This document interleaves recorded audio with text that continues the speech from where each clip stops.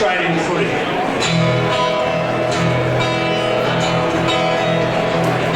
I've often sat and wondered what makes us who we are. It's a question that's been asked before. Some say it's in the history, and this land is old as time. But I've gradually come around to think it's more. See, we love our footy, it's more than that to us. I believe it's made us what we are today. The magic and the moments that draw us one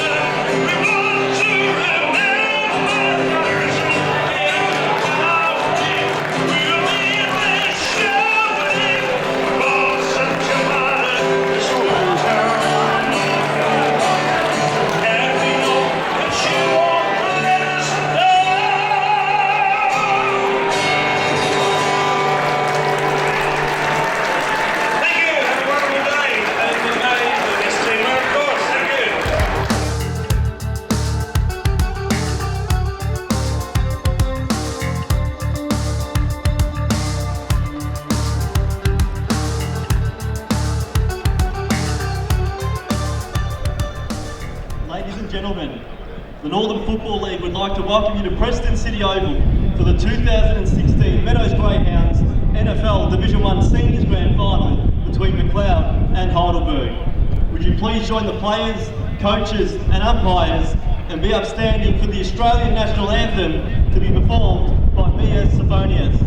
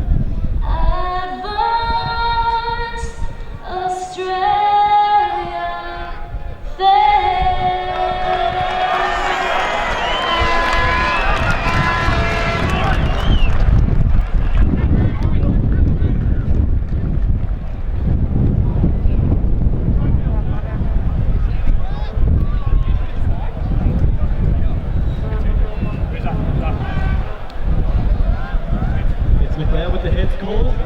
Heads it is McLeod to kick to the city end in the first term.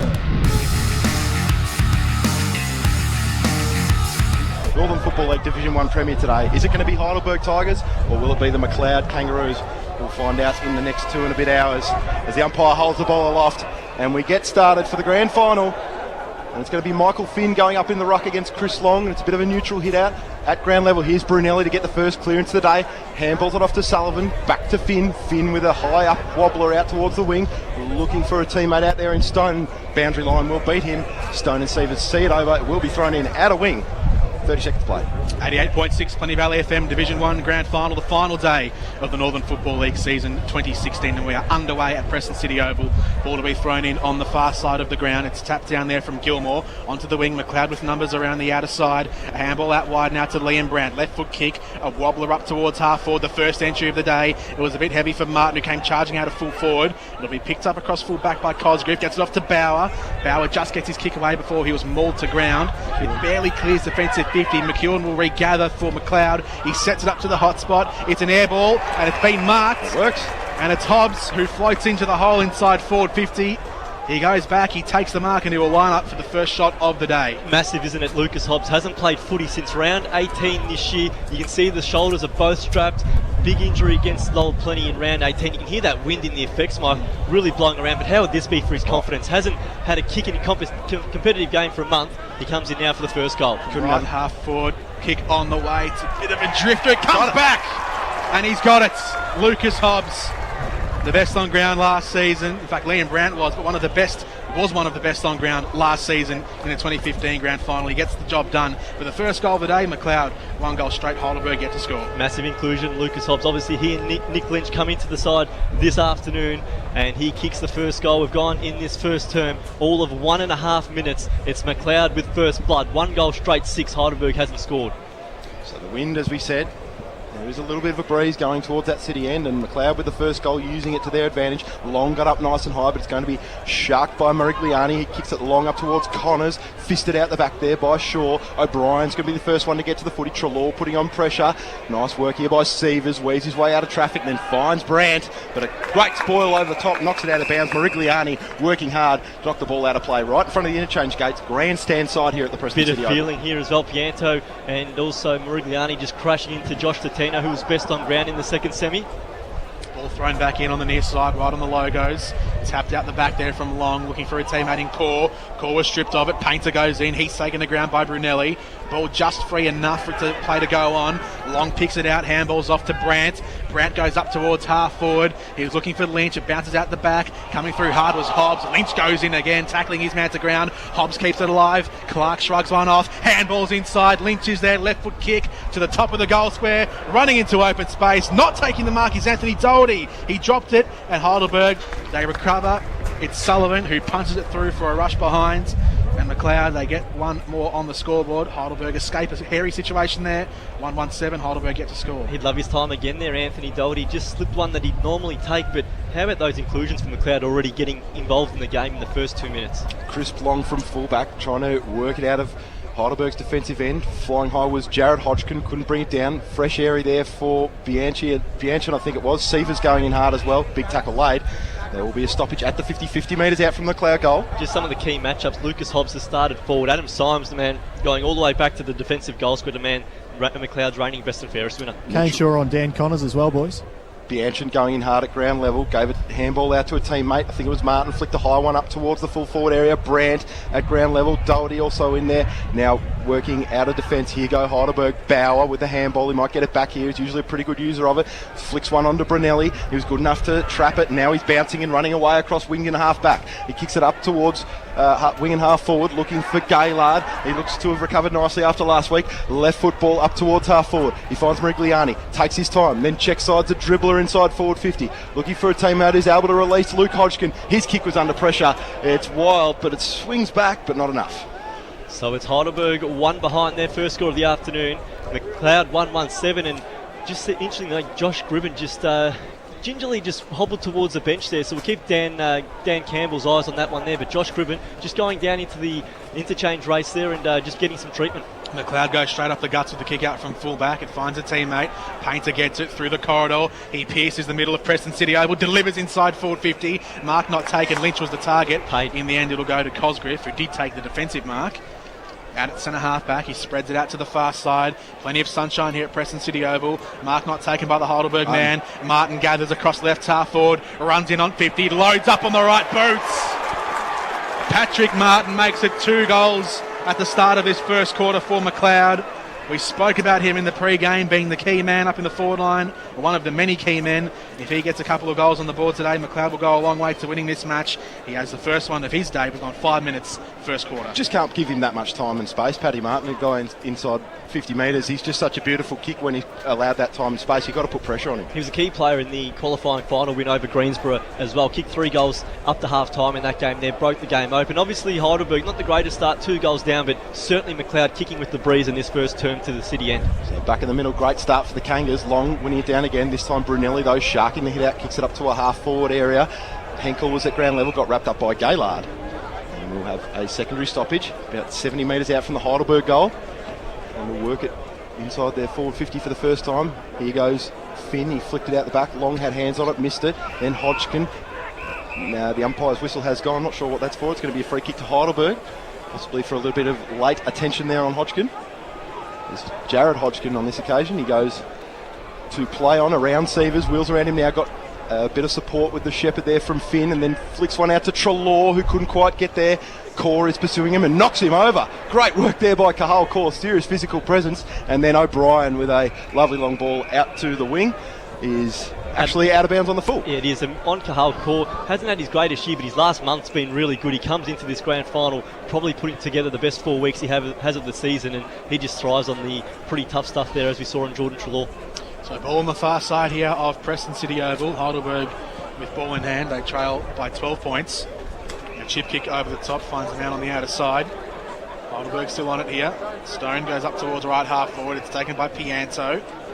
Pianto too far out, 2 long kicks from goal. He drives it deep inside the forward 50. They all go flying, no one takes a mark. It comes down to Gilmore, hands off, and it's been picked off by McLeod. They release out to the near side. The kick wasn't great for Clark. Bauer marks it. Heidelberg back in possession. Luke Hodgkin lines up the shot towards half forward. Mark not taken. They all go tumbling. Handball out towards Pianto. Hooking kick around the body, dribbles out to the right. Kane Shaw just sees it through from behind. So Heidelberg just get the one more on the scoreboard. 2-1-13 to McLeod, to Heidelberg, just the 2 behinds. 7.5 gone, first term. McEwen exiting the back 50, finds Sievers, who can run and bounce off half back. He continues to go now, Sievers, gets a shepherd from his teammate there in Schubert, and then goes long down the line, searching for a teammate there on a long lead in Lynch, but it's not going to get to him. It's going to pitch just inside the boundary line and roll out for a boundary throw-in. Dan Campbell at ground level. There seems to be plenty of rotations coming off and on that bench. It's a pretty warm day out there.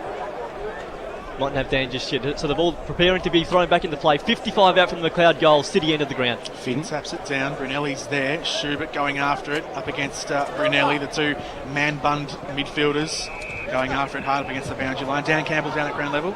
Yeah, boys, there's a couple of players for the Heidelberg Footy Club just come off with a slight niggle to the ankle. One was Jared Hodgkin just a moment ago. They're just working the strapping through there nicely. And Josh Gribben, yeah, that was an ankle as well. He's just come off getting some extra strapping. Should be right to go back on. Finn won it down, but I was shark bite to Tino and then worked forward to Lynch, who's an opportunist. He snapped while being tackled, couldn't make it effective. Going in hard is Anthony Doherty at ground level. Clark in there as well, wrapped up in a big tackle. 20 metres out from McLeod goal. Will be a stoppage. We know that Dan Connors, profound impact in the last couple of weeks. 3 bags of 4 and then 1 of 6 last week. He's a bit higher up the ground. Sam Gilmore's actually the isolated man inside forward 50 for Heidelberg. Ball underground again there by Finn. Locked up once more. Will be yet another stoppage. 20 metres out here from the McLeod goal. This time it's Finn to Tino crashing through. Crisp involved there. Finn, big looping handball out to Gaylard. He's going to be set upon by Painter. Oh, and he kicked it straight to Core. Core's tumbler towards the goal square is not going to favour Brandt. And on the last line of defence, nice mark taken there by Lewis, and he'll exit the back half. Out towards right half back. Lewis has kicked it straight to 2 McLeod players though. They haven't won the footy quite cleanly, have the Roos. In the end, Heidelberg apply enough pressure to force a stoppage. Right on the Painter 50 here for McLeod across left half forward. Ball thrown up. O'Brien goes up in the ruck against Finn. He'll come down and robe his own work as well. O'Brien hooks the kick towards full forward. Hobbs the target. Reed Brandt out the back. Paddles it back into play on the line. It doesn't find a McLeod teammate though. And coming in, rushing in from behind was Ben Irving, and he sees it over the line for 1. Rushed McLeod behind. 2-2 plays 2 behind. You just see the smarts of Reed Brandt. Last year the leading goal scorer in the finals campaign. This year 39 goals as well. But always just thinking about the game. That time there realising he couldn't score, but tried to keep the ball alive. Long kick searching for Finn from full back, and he rises and takes a beautiful mark at centre half back. Then gives a handball off to a man whose kick was smothered. Sievers did magnificently well to smother and then follow up and then chip inside for Clark, who was just impeded by Bauer there at the last second in the marking contest. Bauer's under hot pressure though when he got it back though. The umpire said though. In the back, and it will be a Paul Bauer free kick. Heidelberg getting away with one there. 10 metres inside his defensive 50. Bauer comes out to the near side. This is Wilson with his first touch of the day. Wilson, one of the youngest players in this team. He goes across the face, a defensive goal, a risky kick for the 17-year-old playing his 4th game of senior footy. He finds a man in the back pocket. This is Crisp, who shorts one up in front of the electronic scoreboard on the far side. Sees Cosgriff out there, who takes the mark across right half back. One of the more experienced campaigners in this team is Benny Cosgriff. It's kicked into the middle, and it's been picked off by McLeod. The mark has been taken by Martin again on the Painter 50, and he's well within range here. He can kick them from outside the arc, and we'll go back and kick for his 2nd goal of the day. With this breeze as well, I'm certain he'll have the distance in the kick. We saw him against Greensboro again, going back to that qualifying final, kicked 2 goals from a similar spot on the ground, and they were the ones that really got McLeod rolling after a slow start that day. And here, an opportunity to shoot at his 2nd goal in just the first 11 minutes of the game. 15 goals in 20 games this season for Patrick Martin, including the one he kicked just a few moments ago. Lining up for number 2 from 55 metres out. He has absolutely nailed that goal from outside 50. Patrick Martin, that is a grand final goal. You will not see a sweeter hit than that. 3-2-20 McLeod, Heidelberg 2 behind, 11.5 gone. Patrick Martin has 2. I know that obviously we've talked about it, and the wind is certainly worth a couple of goals, 3, maybe 4 goals. We've seen it through the 19s and the reserves, but the thing for Heidelberg there, that ball back into the corridor, that's just a no-go, isn't it? When you're kicking into a stiff breeze, you want to keep the ball dead side of the ground. That time there, I believe it was Cosgriff who brought it inside and made to pay the ultimate price with Martin kicking a long-range goal from 50. Back in the middle now, and McLeod really well and truly have a fantastic head start here. O'Brien's gone into the ruck now, taps it down to Painter. Painter got wrapped up in a huge tackle there. Will be a secondary stoppage in the middle of the ground. They have had issues coming out of the back half, Heidelberg. Not sure if they moved the ball quickly enough to get away from McLeod, who set up really well behind the ball at this stage. As Gilmore wins it down, only as far as Core. Core grubbing, tumbling kick to half forward, eventually finds Clark, and then Schubert, and then Doherty. And now they go back to O'Brien, who swings one deep into the pocket. Is Brandt going to get there? No. He's going to pitch just inside the boundary line and roll out for a boundary throw. You can see at the moment Stone running with Liam Brand, obviously the best and fairest, best on ground in last year's grand final. Now, man's gone down off the ball. Clark's been decked there by Gribben. Big hard. There will be. And Clark was targeted as well by Finn. I'm surprised Finn didn't got away with the first one, because he grabbed Clark from around the back collar and slung him to ground. Clark got back up, and then Gribben decided to plant him on the deck again. Card hasn't come out, but it will be a free kick. Yeah, it looked to be a push straight in the back, nothing too malicious. But on that, again, we just talked about earlier, when you're kicking into the wind, you just cannot afford to give the opposition cheap shots of goal. Matty Clark will go back now, 45 metres out, 45-degree angle, and you just can't do that when you're kicking into such a stiff breeze. Already 3 goals down. This would really break the game open, wouldn't it? So Clark, who has been McLeod's leading goal scorer this season with 47, lines it up from right half forward. It starts left, it drops on the line late, and in the end goes through for just a behind. So Heidelberg get off there for real discipline. And the kicking needs to be taken back. The umpire hadn't signalled at that stage when the ball was brought back into play. So the field umpire is saying that hadn't signalled take the ball back. And as we've gone now 13 and a half minutes, McLeod 3-3-21, Heidelberg 2 behind. Heidelberg again will attempt to bring it out of their back 50. They've really struggled with it in this first quarter. McLeod have done a magnificent job. They've had the wind assisting them, but they've done a magnificent job holding the ball deep inside their forward half. Big marking contest, and a big fist knocks the ball out of bounds. It will be yet another boundary throw. The scores read 3-3-21 McLeod to Heidelberg 0-2, just 2 behinds. 14 minutes gone here, first quarter in the grand final here in Division 1 of the Northern Football League. Ball thrown back in. It's Gilmore who wins it down this time to Symes, who flicks a high kick up in the direction of a teammate there. I couldn't quite see that. I think it was Knight. Ball came to ground though after a big fist from Long, and out of bounds. Will be thrown in once more.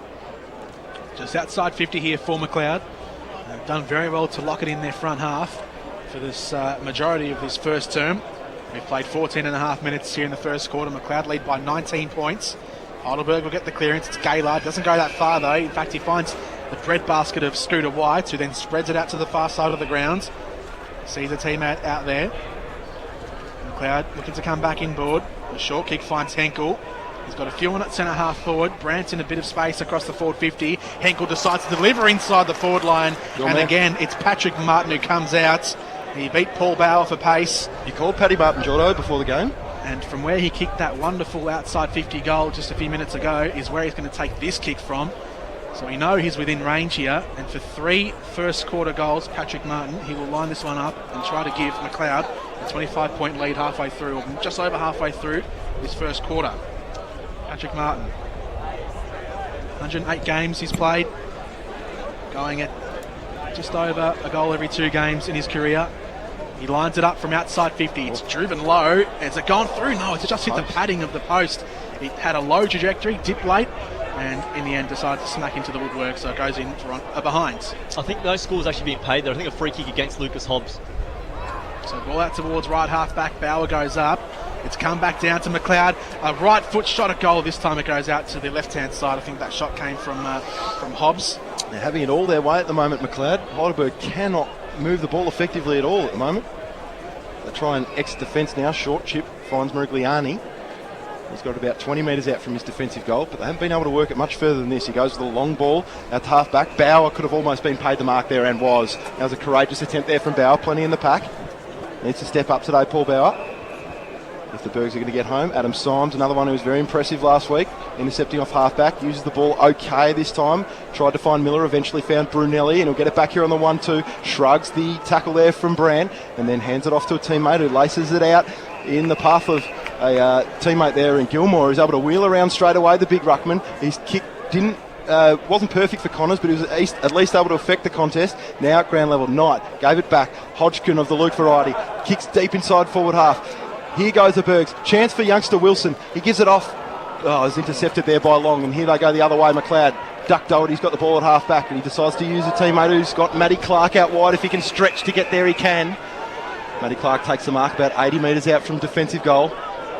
Well defended piece of play. Heidelberg were coming there, but The handball went awry there, and now McLeod going the other way. Ball over the head of a big marking contest. Handball there from Symes, finds Gribben. Now Pianto's gone. Paddy Martin, what a tackle. Totino laces it out into some space. It's going to be a struggle. A half volley there for Brandt. Can't pick it up cleanly straight away. Good work by the Heidelberg defence. Bauer, Brunelli combining. The umpire said it's going to be a free kick to Brunelli. Gee, it's a hot footy, isn't it? Yeah. Our body's crashing and a lot of free kicks being paid. You wouldn't expect anything less, and here's a concern. Brunelli is in trouble. Yeah, Brunelli's on his haunches. He can't put any weight on that left foot. Doesn't look good. Oh, this would be a tragedy if he couldn't continue. Oh, this is horrific for Brunelli. He's got to take the free kick as well. He's going to hand it off, though. Around the back, he gets it off to Irving, who spreads it out towards the far side of the ground. On the edge of the square, Brandt goes up and brings in a good contest. Miller picks it up off the deck. Handballs off to Jared Hodgkin. Spreads it out towards right half back. It's picked up on the outer side by brother Luke. Up the line they go. Hodgkin's working in tandem. And then up on the wing they find Adam Symes, who was the game winner back when these sides met in the middle of the season. Symes finds Gaylard at centre half forward. Does he get a 50? He does. It was high. And Gaylard, he was just mangled with a little bit by Kahal Kaur as he took the mark. So Gaylard will be marched inside the forward line, and he'll line up to score Heidelberg's first goal of this game. He has been Heidelberg's best player this season, Charles Gaylard. He's been the best most times this season, and he gets Heidelberg's opener for this grand final. Heidelberg go to 1-8 in McLeod, 3-4, and it's 14-point difference. And any update, guys, on Michael Brunelli down at ground level? Yeah, certainly. He's just come off the ground. Obviously, cannot put any weight on that leg, lower leg that he had the complaint with. He's going to get a little bit of strapping now. Be interesting to see if he comes back on the ground. I think you would put him back on if he does have the strapping, but had it been a regular season game, I don't think he'd go back on. So concern there for Heidelberg with Michael Brunelli. Hopefully we'll see him back on. Ball goes back up from the middle from the restart. O'Brien taps it down the throat of a teammate running through Kahal Kaur, delivers deep inside the forward line, pitches once inside the field of play, and then it goes out for a boundary throw-in. 25 metres around from McLeod's goal. They lead now by 14 points. Wonderful bullocking clearance work again there from Kahal Kaur, getting the ball forward for McLeod, and once again they can set up, put numbers behind the ball and try and lock the ball deep inside their forward half, as they have done for the majority of this first quarter here. Boundary umpire to throw the ball in once again. It's going to be Martin contesting the ruck this time. He gets up nice and high, flicks it out the back, a big punch towards Clark, who has it about 60 metres from home. Tries to handball back to O'Brien. He's going to have to go in again here, Clark.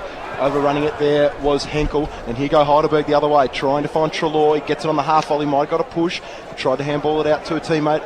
In Gaylard eventually got it to him. Now Hodgkin under a lot of pressure. Hot footy at the moment. Charging through here is Painter. He goes a long right foot kick up towards half forward here. Taking possession of it and getting tackled straight away was Ben Irving. Out of bounds. It will be boundary thrown. 20 minutes gone, first quarter here in the grand final.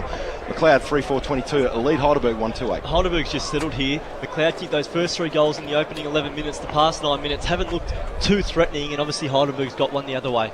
Ball thrown in, far side. Finn taps that one down, looking for Pianto, running past in defensive 50.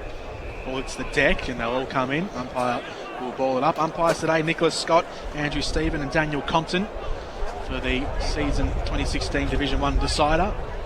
Ball thrown back up on that far side. It's collected by Martin. Hands off immediately. Painter, right foot kick on goal. McLeod, they are streaking away in this first quarter. 4-4-28 for the Roos. The Tigers 1-2 goals.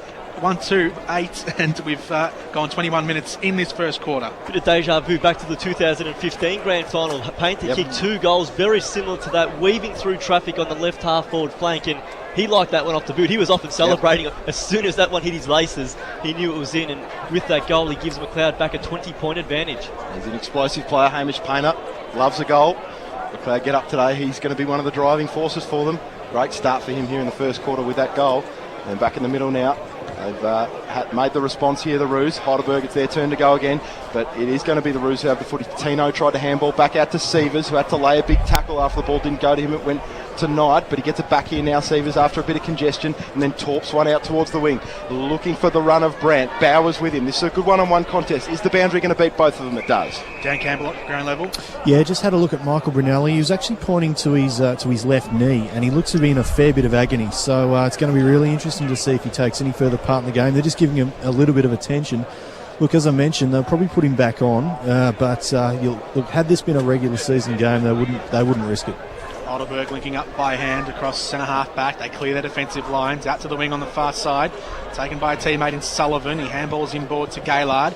Gaylard wedges the kick over the top and sees a man on the outer side in Luke Hodgkin. Handballs forward for Morigliani. He goes further forward again for Jared Hodgkin. All by hand. Heidelberg working up the far side. They break 50. They deliver inside towards full forward. They couldn't find the target there. Coming out to meet it there beautifully is Leggett, who torpedoes that one out from defensive 50. A classic kick towards the near side of the ground to centre wing. And Patrick Martin sells some candy. Doherty it is. Right foot up towards half forward, looking for Hobbs, who dives in and takes the sliding mark on the paint. There's your play of the day right there. Brad Leggett just so composed with the ball bouncing around deep inside attacking 50 or defensive 50 for he. Just gave the barrel, and how about the take and then the ability to just evade around an opponent there by Shane Doherty. Good delivery to Lucas Hobbs, and this would be a real inspirational goal if he can convert. Boys, Michael Brunelli's just come onto the ground again. Lucas Hobbs lining up from right half forward. McLeod's 5th goal of the grand final. It fades a little bit, but holds its line. And McLeod, they go to 5-4-34. Heidelberg 1-2-8. We've gone 23 and a quarter minutes in the first term, and the McLeod midfielders are really having a difference on this game. They're the kind of things that win grand finals, aren't they? The class of Leggett in the back line, obviously a Team of the Year representative on multiple occasions, not so for the past 2 years, but just the ability to keep the ball away from the dangerous Heidelberg forwards. Connors was there lurking, and then Shane Doherty, just that bit of class on the wing. Hobbs finishing it up off half forward as well, and McLeod 34-8 now with a great advantage. Back in the middle now is O'Brien, who taps it down off a couple of hands. Painter gets his hand on it. O'Brien again, hands and knees.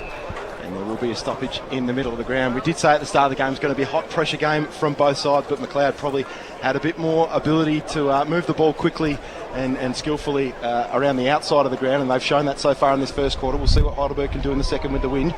Going hard at ground level here is Brandt, and a free kick has been pulled out of it. It's going to go to that man, Liam Brandt. Right in the centre of the ground, waiting a little bit of time before the ball gets back.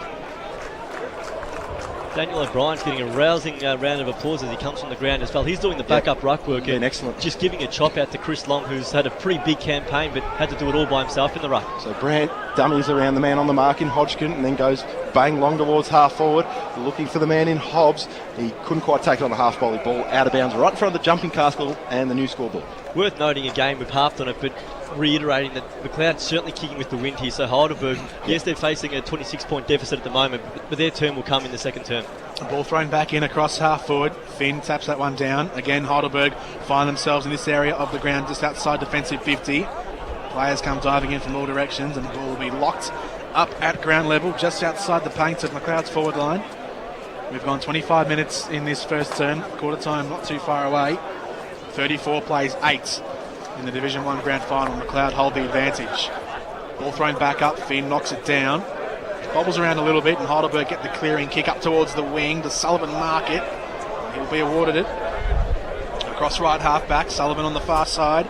Another one who has been one of Heidelberg's best this season. He floats it up towards centre half forward. The mark taken by Hodgkin. Connors he rounds, handballs off to Gaylard. Gaylard drives one deep towards full forward, looking for Connors the target. Shaw got there first. Connors recovers. Hook and kick around the body. It's a goal. Heidelberg responds. They needed that one badly before quarter time. Connors, great recovery as well. He lost out, looked like he lost out against two McLeod defenders. Recovered, left foot kick around the body, and it's 5-4-34 McLeod. Heidelberg 2-2-14, margin back to 20. He's made for the big occasion, Dan Connors. If they can get enough ball to him, he will do the damage. He's kicked 4, 4, 4 and 6 in his last 4 games, and they're just that individual brilliance, rounding his opponent and kicking a much needed goal for Heidelberg, keeps him in it 20 points down. It may be the main key to this whole grand final. How much can McLeod's defence limit the scoring opportunities of Dan Connors? He does take his half chances more often than not.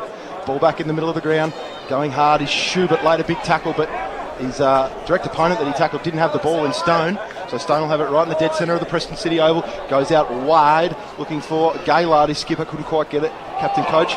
Sievers later big spoil, brought the ball to ground. The umpire's whistle has gone. It's going to be a McLeod free kick here. Henkel plays on, gives it back to Sievers. Sievers got Schubert. He's a good runner if he can get around Stone. He uses his left foot skills to get it up towards Martin, who's been a busy player, possibly best on ground here in this first quarter. Shorts one into a dangerous area, and a mark is taken by Nick Lynch. Out on the lead. and he can line up for what would be McLeod's 6th goal of this opening term. It's the last thing you need, isn't it? You've got two McLeod midfielders who have scored goals so far today in Painter and Hobbs. You've got Patrick Martin who scored 2, and now you've got Nick Lynch who's beginning to work himself into the game. It's a ghastly sight for Heidelberg. Nick Lynch has kicked plenty of goals for the Kangas over the years, and he's kicked another one on the big... Oh, no, he hasn't. He was celebrating. He had the fist up in the air, but the ball swung late. That was very close, though. I think that's one of the ones, the ball just going over that goal post there, the right-hand goal post, and the umpire correctly adjudicating with that kick in's paw. Lynch is intercepted. He can wheel around, snap on goal, won't have the carry, and a lucky let off there for the Burgers. So full-back Heidelberg need to recover. I think they're looking for the quarter-time siren. Irving goes short. Wobbles a kick up towards right half-back, and Gribben takes the mark in his bright orange boots. Chips one over the top and makes it work for Sullivan, who's been, in fact, it's Ryan Stone, who's been in defence so far in this game, normally across half forward, but playing down back so far today. Goes up towards the wing. They all compete in the air. Cahal Kaur's given away a free kick in the aerial battle. So it'll be a ball for Jordan Treloar on the far side as he removes his boot to take this kick. Just dumps the right shoe and then kicks with the sock up towards right half forward. Just works out for Pianto, who takes it on the bounce. His one-handed kick didn't make it the distance. It got smothered on the way through by Totino, who recovers. Handball's off to Liam Brandt. Over the top now for Sievers. Sievers goes underground towards the wing. It's been cut off by Stone. Goes backwards to Treloar, who still hasn't put his boot on. Right foot kick up towards half forward to the paint. Long is there. It's tapped down from a McLeod player. Totino regathers, and then O'Brien gets it across half back. A handball forward. He finds Schubert in the middle of the ground. Schubert through the corridor, spreads it out towards left half forward. Reed Brandt takes the mark. He gets it on the right boot, delivers inside forward 50, looking for a target. No mark taken. It's a competitive foot inside Heidelberg's defence, collected by Lewis, and then Heidelberg will rebound off half-back. There's a nice kick, found Treloar, who still hasn't put his shoe back on, but he'll get a chance to now, because the quarter-time siren has sounded here in the Northern Football League Meadows Greyhounds Division 1 Grand Final for 2016, and the score reads McLeod 5-5-35 with the fast start, leading Heidelberg 2-2-14 at quarter-time. Great quarter of footy for McLeod. 2 goals each to Lucas Hobbs and to Patrick Martin. Hamish Painter has another, and for Heidelberg, singles each to the playing coach Charles Gaylard. Dan Connors also with a crucial one. And boys, what a great first quarter of footy. It was tough. It was what you expect of a grand final. The conditions, well, the sun's shining brightly. It's really warm out there. A wind favouring the city end of the ground. And I reckon both sides, certainly McLeod happy to be 20 points in front. In fact, 21 at quarter time. But I reckon the message from Charles Gaylard and Jason Heatley will be at quarter time to Heidelberg. We're not out of this by any stretch. It's certainly worth 3 or 4 goals, and now they get their turn in the second term. And we will see what they can do, whether they can move the ball as quickly and well as McLeod did in that first quarter, kicking to the scoring end of the ground. See how Heidelberg go in the second. Whether they're able to move the ball as skillfully as McLeod were able to with that wind is a big question, but they're certainly going to be up for the contest, as we saw in that first quarter. The contested ball was pretty even throughout that first term. I thought McLeod were just a little bit more polished on the outside and set up well behind the ball when Heidelberg were trying to get out of their back half, and that was probably the main separator of the two sides in that first term. The score probably reflects that a little bit. Yeah, that's probably the thing that separated the two teams. I don't think Heidelberg's endeavour for the footy has wavered at all in this game, but it's just the quality and the skill of the McLeod players who are going in alongside them has just been so much better. The users on the outside, we've seen Hobbs get on the end of a few. Martin and Schubert as well, who's done very well on the outside, and a few others who you can throw into that mix. It's been an even spread of users for McLeod so far in this game, but I think it's just the all-around skill on the outside, and not even just the ball movement. The ball movement has been fantastic from McLeod, but even just the decision-making and just the overall... It's a war of attrition, and they just can't afford to be down a rotation in the first quarter, particularly when if it's not your best player, he's certainly in your top 3 or 4. Yeah, certainly. Michael Brunelli would be a massive loss if he couldn't return to the form that he's been showing this year for the Bergs. He is out there at the moment. He's in the middle of the ground. We'll see how he goes in these first 5 minutes here in the second quarter. There's one thing you know about Brunelli. He's not going to die wondering. He's going to go out there and give his all. You just hope he can do it at full capacity, but a great sign that he starts on the ground at the moment. Manned up next to Liam Brandt. What a great matchup. Should be an absolute beauty as we get ready to start the second quarter here. The Meadows Greyhounds Division 1 Northern Football League Grand Final here for 2016. How huge was Mick Finn in that first quarter as well? I thought he was excellent around the ground. Yeah, he's fantastic. Going to have to be big here again if Heidelberg are going to arrest the momentum. A 21-point lead here for McLeod.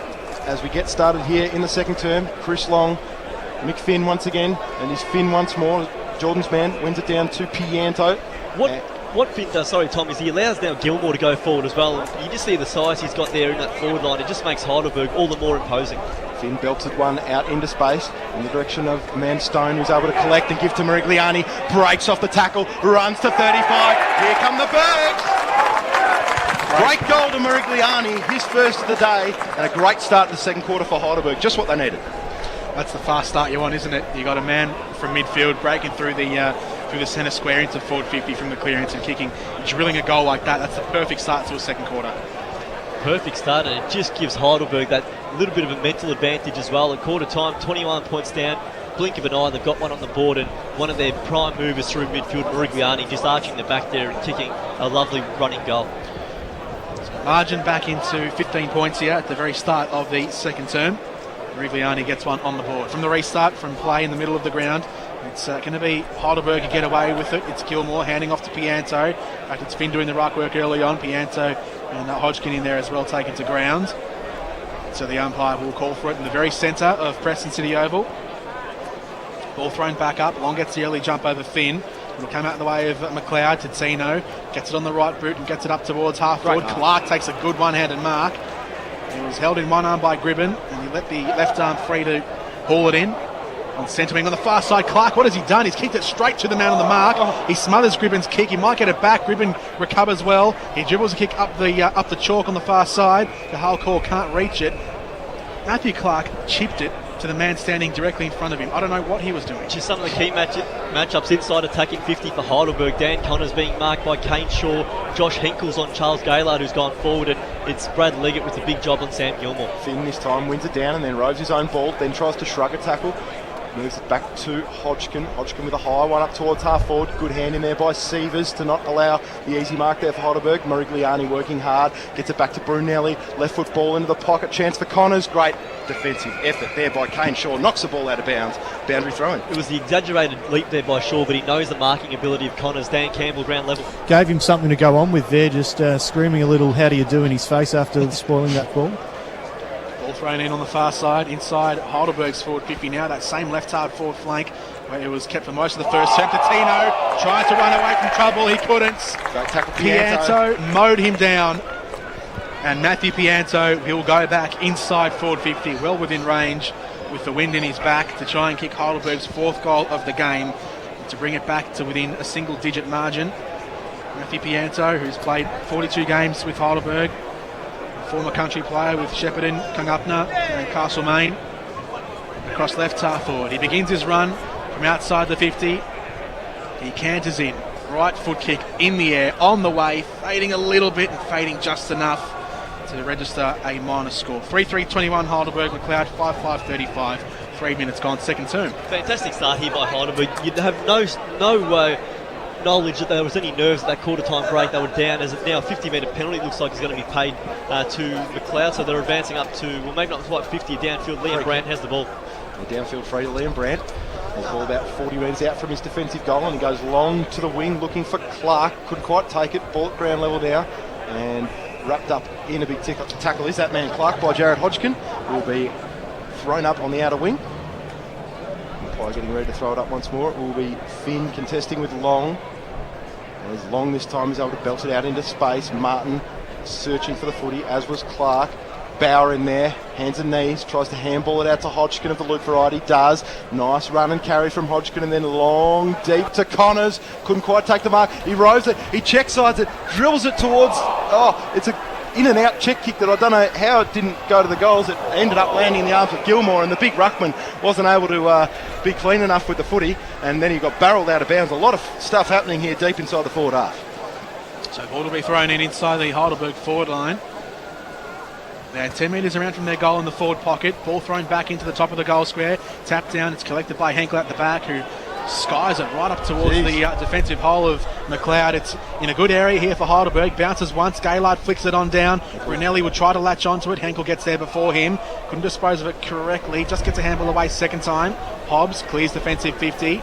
Out in front of Bauer. Pitches once inside the field of play and goes out for a boundary throw in left half forward. Just outside Heidelberg's forward 50 on the far side of the grounds. Preston City Oval, well and truly bathed in beautiful sunlight here.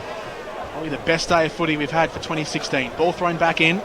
Finn flicks it on down. Hodgkin collects, gets it off to Sullivan. Sullivan backs back through traffic. Handball to the outside for Bauer. Bauer trying to round his man in Clark. Clark kept the chase alive, but Bauer gets free, takes a bounce. Handball's up the line, gets it onto Treloar. Bauer continues on. Left foot kick, it's a shank, it's a wobbler. He goes inside forward 50 still. McLeod still alive here. Ball in dispute. Heidelberg with hands still at first. At ground level, McLeod players come in. Umpire does so as well and will ball it up. McLeod haven't quite been able to stick their tackle so far this term. We've seen Bauer and Sullivan and Mirigliani break through tackles inside the attacking half of the ground for Heidelberg, and the Heidelberg players just their momentum getting through a few big tackles at the moment. Gaylord kicks one in the corridor and finds Treloar.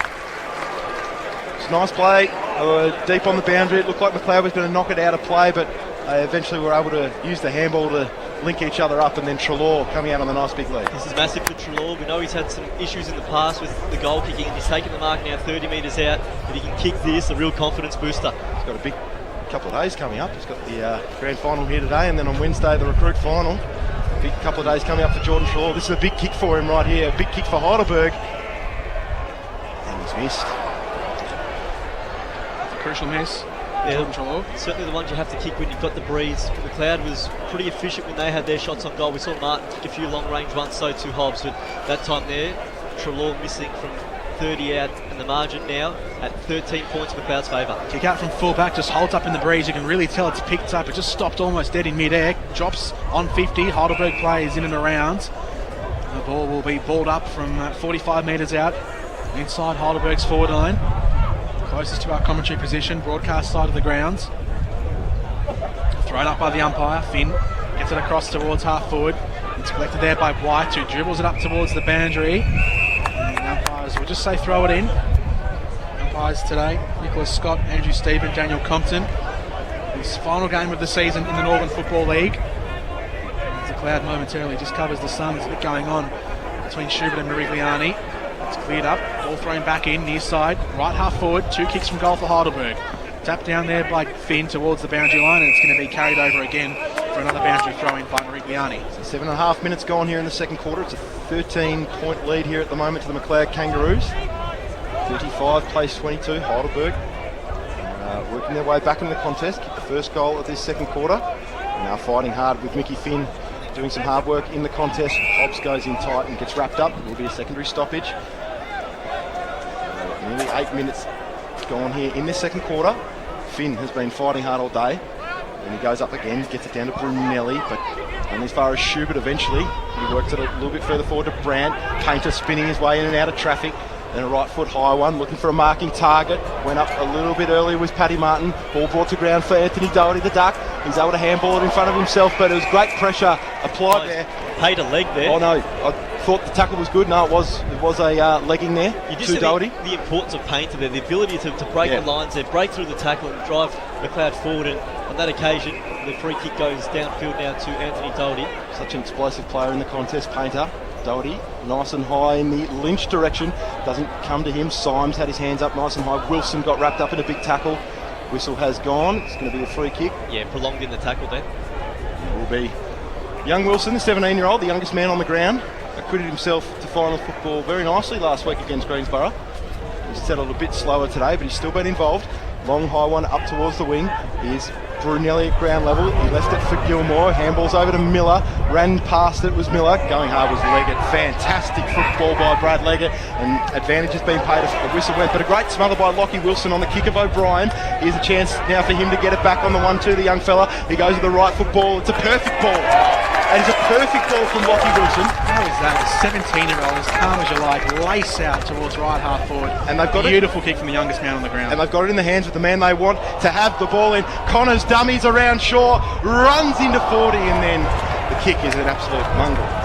He's obviously known for the flamboyant play there, Connors, but had the wind in his back. He was always going to make the journey with the said shot. You would have probably preferred him to just go back and have the more deliberate shot at goal there. That behind sees Heidelberg move to 3-5-23. McLeod 5-5-35. That wind is blowing a gale outside at the moment. You would think with the wind, a player of that quality who's got such a solid set shot would go back.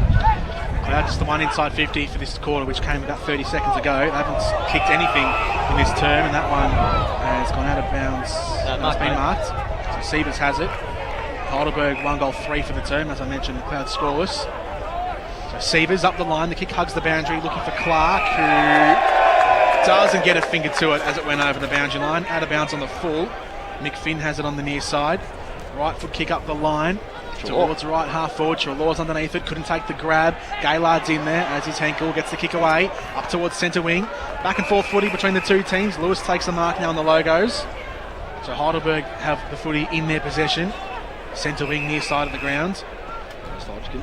Right foot kick up towards half forward. Hodgkin starts from a man back and takes a good mark at the back of that one. Will he get 50? No, he wasn't. He was taken to ground by the McLeod opponent. But Hodgkin will have it 55 metres out, right half forward. He's got a few options on inside the 50, but he's also got the opportunity to go for goal here. He is outside 50, but remember, he does have the wind supporting him in the kick. He will line it up from right half forward. Jared Hodgkin. Left foot kick is on the way, and he hooked it out towards the right by too much. It goes out of bounds on the full. Doesn't register a score. 5-5 plays 3-5. 2 goals is the lead for McLeod. 11 minutes gone, second quarter here in the grand final. Bianchin goes short to Sievers. Sievers turns straight away and kicks long for Clark, who flies, but a good mark by, was it Chris there at the bottom of the pack? Yes, it was, and it might be a 50 here or reversal even. Silly by Gribben's done a couple of silly things today, and That's a red card. that's not the first silly thing he's done today to Matt Clark, and this time it's earned him a card. Well, that's huge. Gribben is sent off, and he is one of the key players. He's one of the leaders of this Heidelberg team, and he's being sent off. And there's a few players who are making their feelings known. Ryan Stone and Justin White off the ball. That's been broken up quickly. And what's more, it's a reversal and a 50 as well. Crazy. That's just unexplainable there. And Gribben's day is over at the 12-minute mark of the second quarter. And with his side having a ball at half forward, they now cough it up and the ball goes to the other end as the umpire also having a word with Matty Clark now. And obviously that's a report late because he's looked at Clark's number. So Gribben, red carded, his day's done. Dan Campbell. Yeah, just looking at the Heidelberg bench there, Jason Heckley not a happy man at that red card there. Just gave Gribben his disapproval there, shook the head and a couple of choice words. So, ball on the near side. Gribben sent off. Not to be seen again this season. They're a key defender down, Heidelberg. What will happen now? Clark, his kick on the wing is a bit too heavy for his teammate. McEwen recovers, delivers towards full forward. Out the back, it's going to be Wilson who gets there first ahead of his opponent in Schubert. Wilson, calm as you like, rounds his man, gets it off towards full back, and then the chip out towards the back pocket for Stone. Has he been felled as well? No, he has it. He'll have his kick in the back pocket in Heidelberg's defence. Just chips it over the head of Totino and finds Brunelli. Back out in the field in this second term. Left foot kick is a wobbler towards the near side. Clark collects it on the bounce, sells a bit of candy, handballs off to the teammate aside him, and then McEwen dribbles one back up inside the forward 50, collected by a Berger. Taking the ground now, Heidelberg, taking the ground inside their defensive 50. There'll be a ball up 40 metres out from the crowd's goal. You just hope for Heidelberg's sake that that's not the momentum changer. They've had a really good quarter to this point in time. They've peppered the goals, haven't quite kicked accurately, but they've been on top. You just hope they just keep going about business and don't let that affect you with one of your teammates off the ground. Gilmore belts it out into space. Brunelli tracking it. There's his Schubert at ground level, as is Liam Brandt. Brandt keeps it in, finds Martin. Martin's got a chance to straighten up here on the boundary. He swings it towards a dangerous area, but that's a very ambitious kick from out there at that end of the ground. Deep on the boundary, 40 metres out, Paddy Martin went for the round the corner snap, and it's out on the foot. So 13, almost 14 minutes played here in the second quarter of the Division 1 Grand Final. McLeod 5-5, Heidelberg 3-5. And it'll be Heidelberg in the back pocket with the kick out. Towards the near side of the ground, Trelaw steadies himself from behind. Totino got a hand on it in front. Wilson's diving in there. Totino goes back in. It's 2-on-2 between the two sets of players, and the umpire will come in and act as the third party. Brad Leggett just that spare man back at the moment, waiting for that clearing kick from Heidelberg. Ball to be thrown up now across left half forward. Kicked out of mid-air by, I think it was Long, and it's going to go just over the boundary line. Did it hit the line? No, it has gone out of bounds on the full. So in the back pocket, Heidelberg will have a chance to restart again. Taking a bounce, Ryan Stone across the defence. He kicks out towards the far side, looking for a teammate on the outer flank, Lewis. Couldn't grab the mark, but gets it on the recovery. Right foot kick up the flank towards a team out on that outer side. His target was Symes. He couldn't grab it though. McLeod get it. They go back the other way. Taken to ground. Umpire says play on. Pianto gets a handball out towards Brunelli at the back of this pack. Left foot kick towards half forward. Symes can turn around. Handball's inboard. Finds Gaylard. Gaylard's caught. Gets it off to Hodgkin. Hodgkin back to Symes, who continues up the far side. Tries to shrug a tackle. Umpire says play on. It was Painter who laid it. Now the whistle. No, the whistle hasn't gone yet. Symes still allowed to go on. And finally, the umpire does come in and says let's ball it up inside Heidelberg's forward 50. 45 out from goal, left half forward. Pressure from McLeod all over the ground has been outstanding. Last week that would have been a goal. They've got a chance here through Hodgkin here, Heidelberg, but once again the McLeod pressure works them out of bounds. It will be a boundary thrown. But just so many times last week against Greensboro they would have got through in similar situations like that, but McLeod's intense pressure all over the ground has been stopping them in their tracks too often today. Ball thrown in right in front of the new scoreboard. Long tapped it out the back. Morigliani's going to be the one there first. Big contest between him and Brandt. McEwen went in tight. Found Bianchin. Uses his right foot to go out wide in the Martin direction. He flew. Couldn't bring it down. Doherty at the fall of the ball. Round Sullivan. And then he gives it back to Tino. Tino's tumbling little ball was impeded. But he's got teammates there to help him out. Shane Doherty wobbles one down the line and just gets exactly the desired result he was after, out of bounds, and will be thrown in. There's a kick to touch there by Shane Doherty. Scores here, 16 played, second quarter rather. McLeod 5-5-35, Heidelberg 3-5-23. Heidelberg has kicked the past 2 goals either side of quarter time. One to Dan Connors, Marcus Morigliani with the goal 30 seconds into this term, the only major so far after 16 and a half minutes. Liam Brandt out the back, gets a little handball off. He finds a teammate there running through in Bianchin. Shrugs the tackle of Brunelli and then kicks out towards the flank on the far side. Sullivan collects it just before the boundary meets him. And so Sullivan will go back and have his kick. He was the second highest player in terms of times in the best this season with Heidelberg with 11. In fact, it's equal first. This man on the ball here, Gaylard, alongside him, had 11 bests this season. His kick up towards centre half forward wasn't his best. It's cut off by Brandt. Henkel, did he dispose of it correctly? Umpire says yes. Scooter White goes diving in. He's collected by Wilson, holding the ball. The 17-year-old traps one of the best players in the league. And Lockie Wilson will now deliver inside forward 50 as soon as he gets himself out from underneath this tangle. And Scooter White's persisted on holding onto the ankle of Wilson. Umpire says no 50. But Wilson here with the man on the mark standing on the front edge of the forward line, and it almost looks like Wilson's going back to have a shot here. Yeah, get a good look at the young fella's range here. Well, as we mentioned, he does have the wind in his back. He is directly in front. He'll kick it from about 55 metres out. Right foot kick, it won't have the distance. Will it have a mark on the line? No, it won't. It'll just have a rush behind. Heidelberg go to 3-6-24. McLeod 5-5-35. The margin within 2 goals, 11 points. It's amazing that a kid who's 17 years old is setting the tone. He's been fantastic with his ability to apply pressure. He's getting in low and hard. He's made a few crucial tackles and he's winning plenty of the ball. Lachlan Wilson is having a great day here in the grand final. McEwen comes out from fullback for McLeod, finds Bianchin. Bianchin short and ordinary. Didn't find his target in Cahal Core, who was uncontested leading up in front of Stone. Kick went awry and out on the full, so it's going to be a Stone ball, about 70 metres out. It kicks long to Treloar, who flies, crashed the pack, couldn't bring down the mark. Now ground level, Leggett bursting his way through a gang tackle. Umpire said he didn't have prior opportunity. It will be thrown up about 35 metres out from the Heidelberg goal. 35 plays 24, 11-point ball game. Directly in front of Heidelberg's goal. With time on just around the corner, 90 seconds until we head into time on. Out the back, it's collected there by Leggett, who lost it. Wilson comes in. Wilson collects it in the pocket, shrugs one, drops it, left it behind. It was almost still on goal there, Lockie Wilson. He's got support in the form of Miller. And in the end, the umpire will come in and ball it up right on the boundary line. Deep inside the gutter here for Heidelberg. Left forward pocket, 10 metres around from their goal.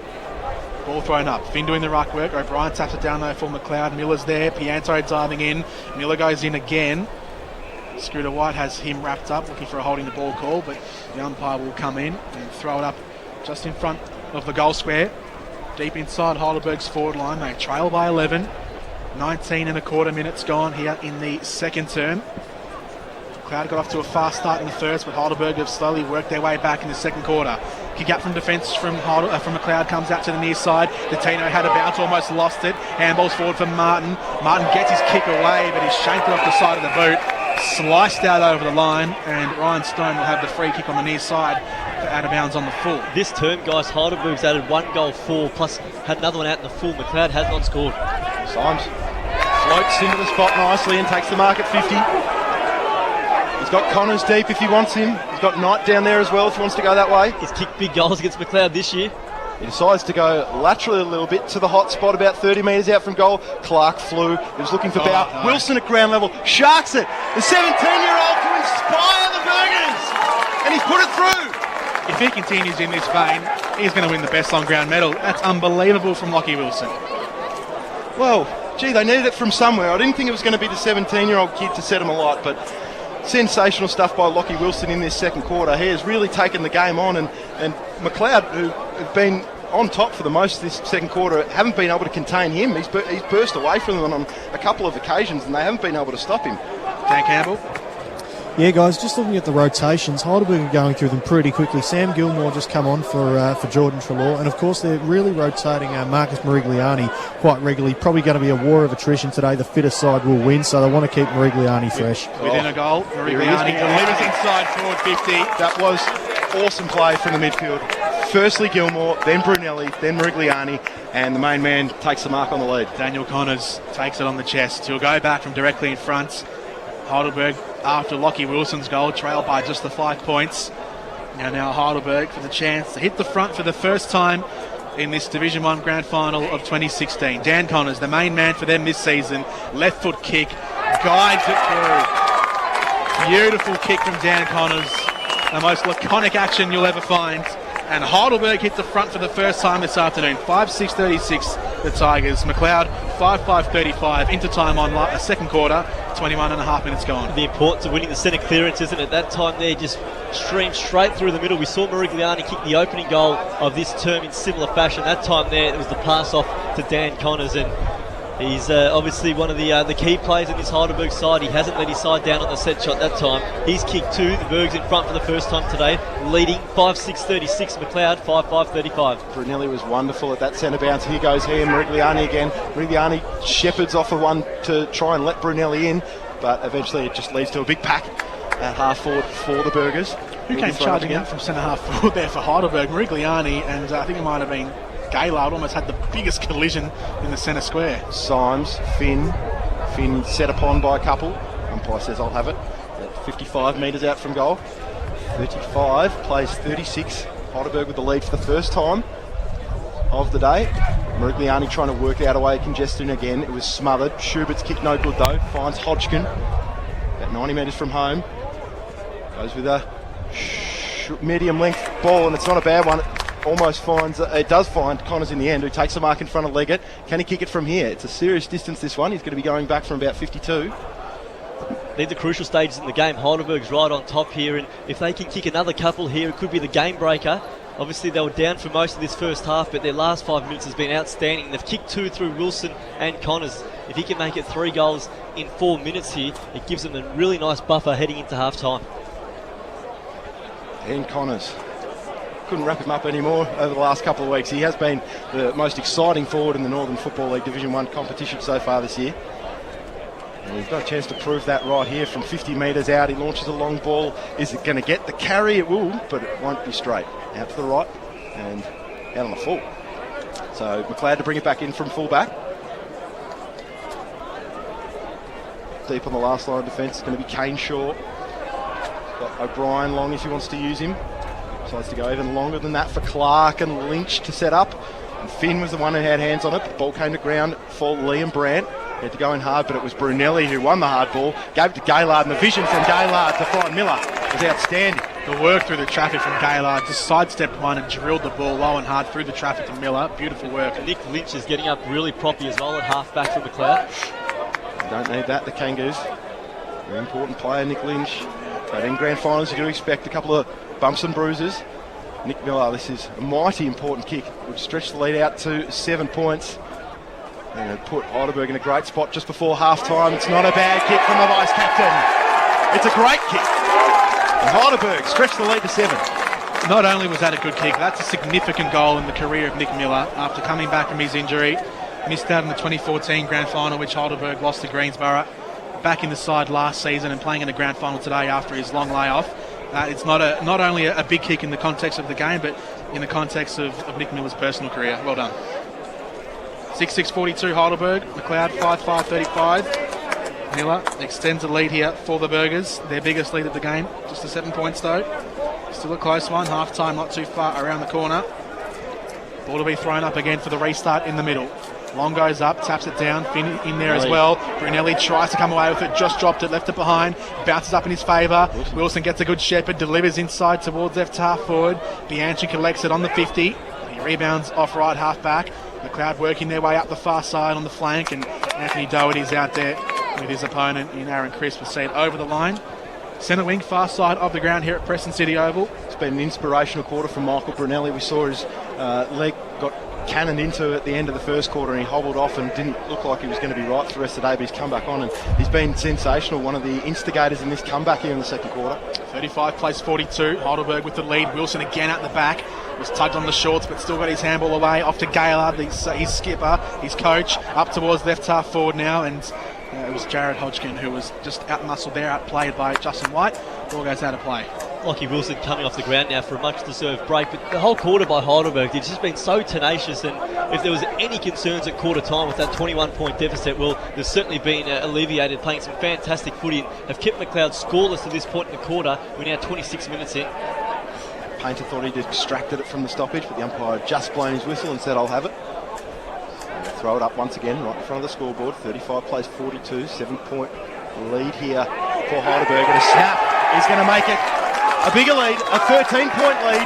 And Heidelberg, what a quarter this is turning out to be for them. They roar on. It was Pianto there out of the congestion there, threw it on the boot and went straight through the middle. He's had 3 shots on goal now. That's his first major, and what a timely one again. We talked about these important goals before half time, and having trailed by nearly 4 goals at the first break, Heidelberg maybe takes an advantage of more than 2 goals into the main break. So a 13-point lead here for the Burgers heading into half time.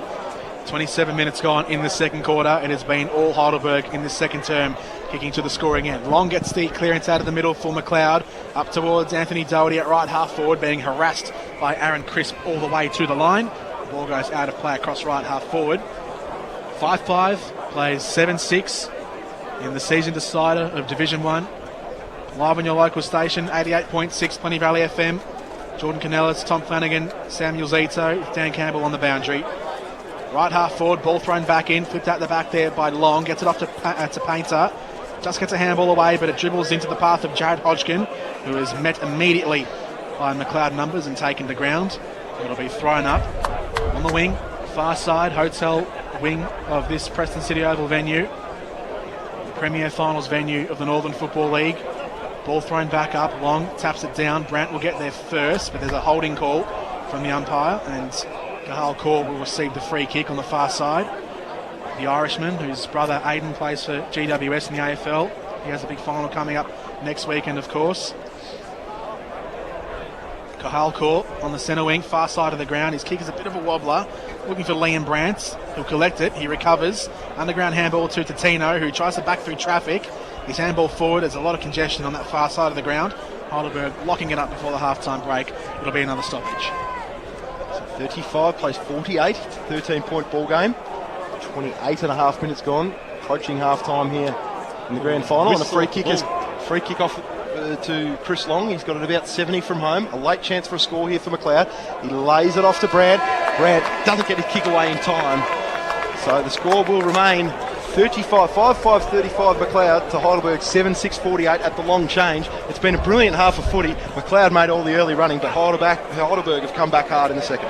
What a great turn by Heidelberg. We were singing McLeod's praises at quarter time, but a complete reversal in fortunes in that second term. McLeod unable to put a score on the board. Heidelberg put through 5 goals for and had a couple of other chances that went out wide, and it really, all the damage was done, boys, from time on onwards.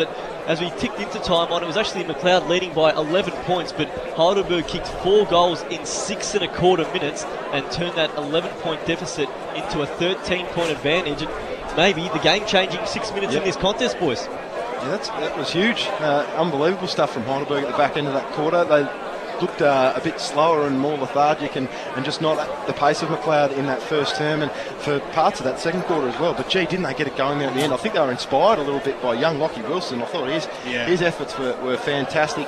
And Pianto, he kicked a crucial goal there. The Hodgkin boys were just fighting hard, and I think the inspiration that you get from like Michael Brunelli returning to the field and playing in the middle of the way he did would have lifted them towards the back end of that quarter as well. It all came from the midfield, didn't it? They were just driving that ball forward, and McLeod's back line held up for 20 minutes, but the dam wall certainly burst as we hit into time on, and as we said, 4 goals in 6 minutes. It was a crucial few moments of play there for the Burgers. As of right now, Lockie Wilson is the player of the match. He's the best on ground at the moment.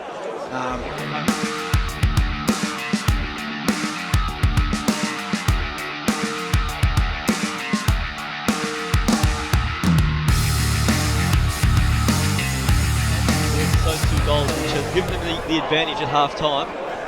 Their leading goal scorer is Dan Connors. He's kicked 2 singles each to Matt Pianto, Charles Gaylard, Marcus Morigliani and Nick Miller.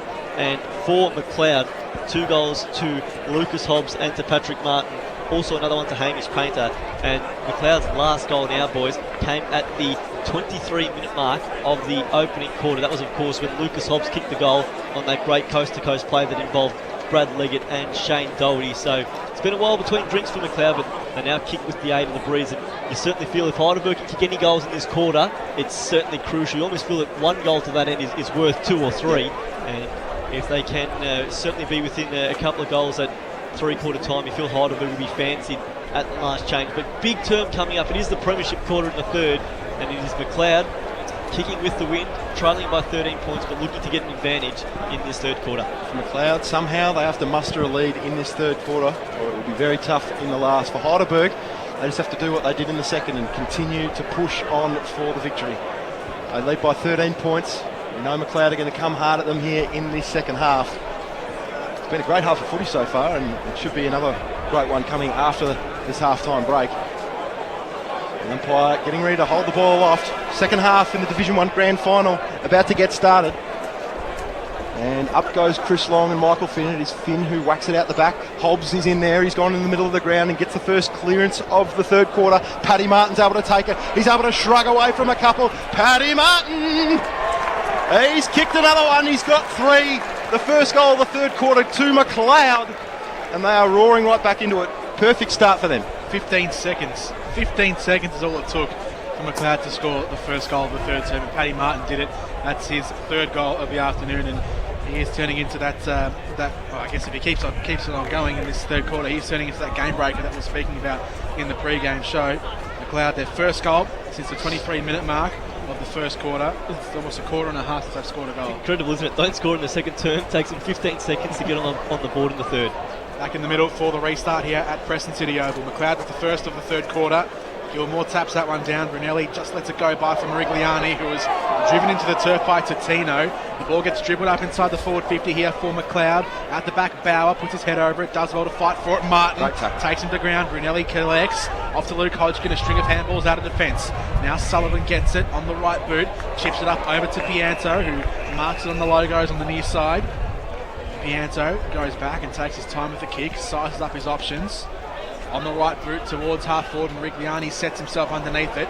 Bounces once, White over the top, taps it forward for Core, barges through, left foot kick, a wobbler towards the point of the square. Clark underneath it, as is Martin. At the back, Bauer again. Does he cop one high? Look like he did.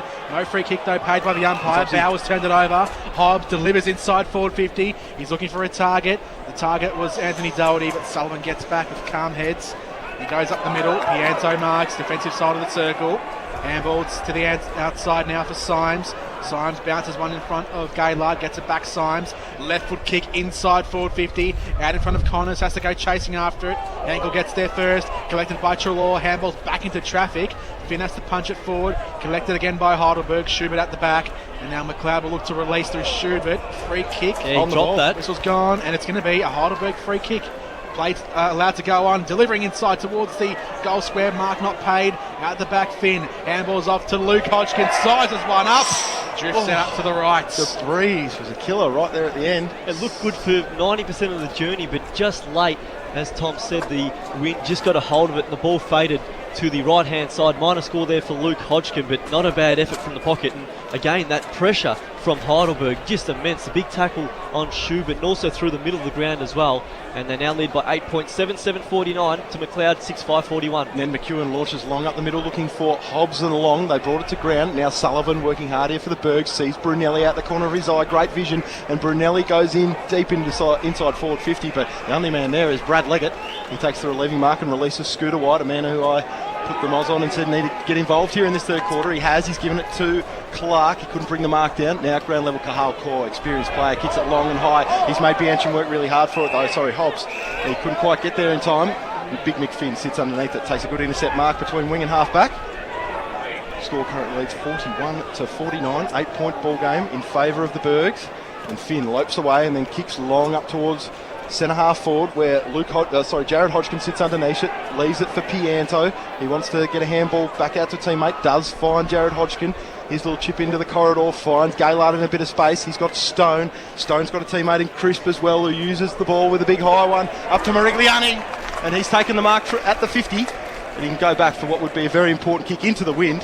This kick's just about impossible. If anyone could do it, Marcus Morigliani is the man for the job. Heidelberg just getting on top in the contested footy, aren't they? A few 50-50 contests in the middle of the ground, and they're just able to get the ball going their way and also getting numbers forward as well. They've had a really good start now into the wind. I know that obviously Martin kicked the goal, but Heidelberg's showing it's not impossible to drive the ball forward. He kicks it low and flat and almost straight, but it just goes out to the left on the line. Well, he made the distance comfortably enough, didn't he there, Morigliani? He just kept it, as you said, low, and he punched it hard so the wind couldn't really take full effect on the ball, but the kick was always wide to the left. Minor score. Heidelberg 50 leading McLeod 41. Good play. Kick out towards half back, taken by Hobbs.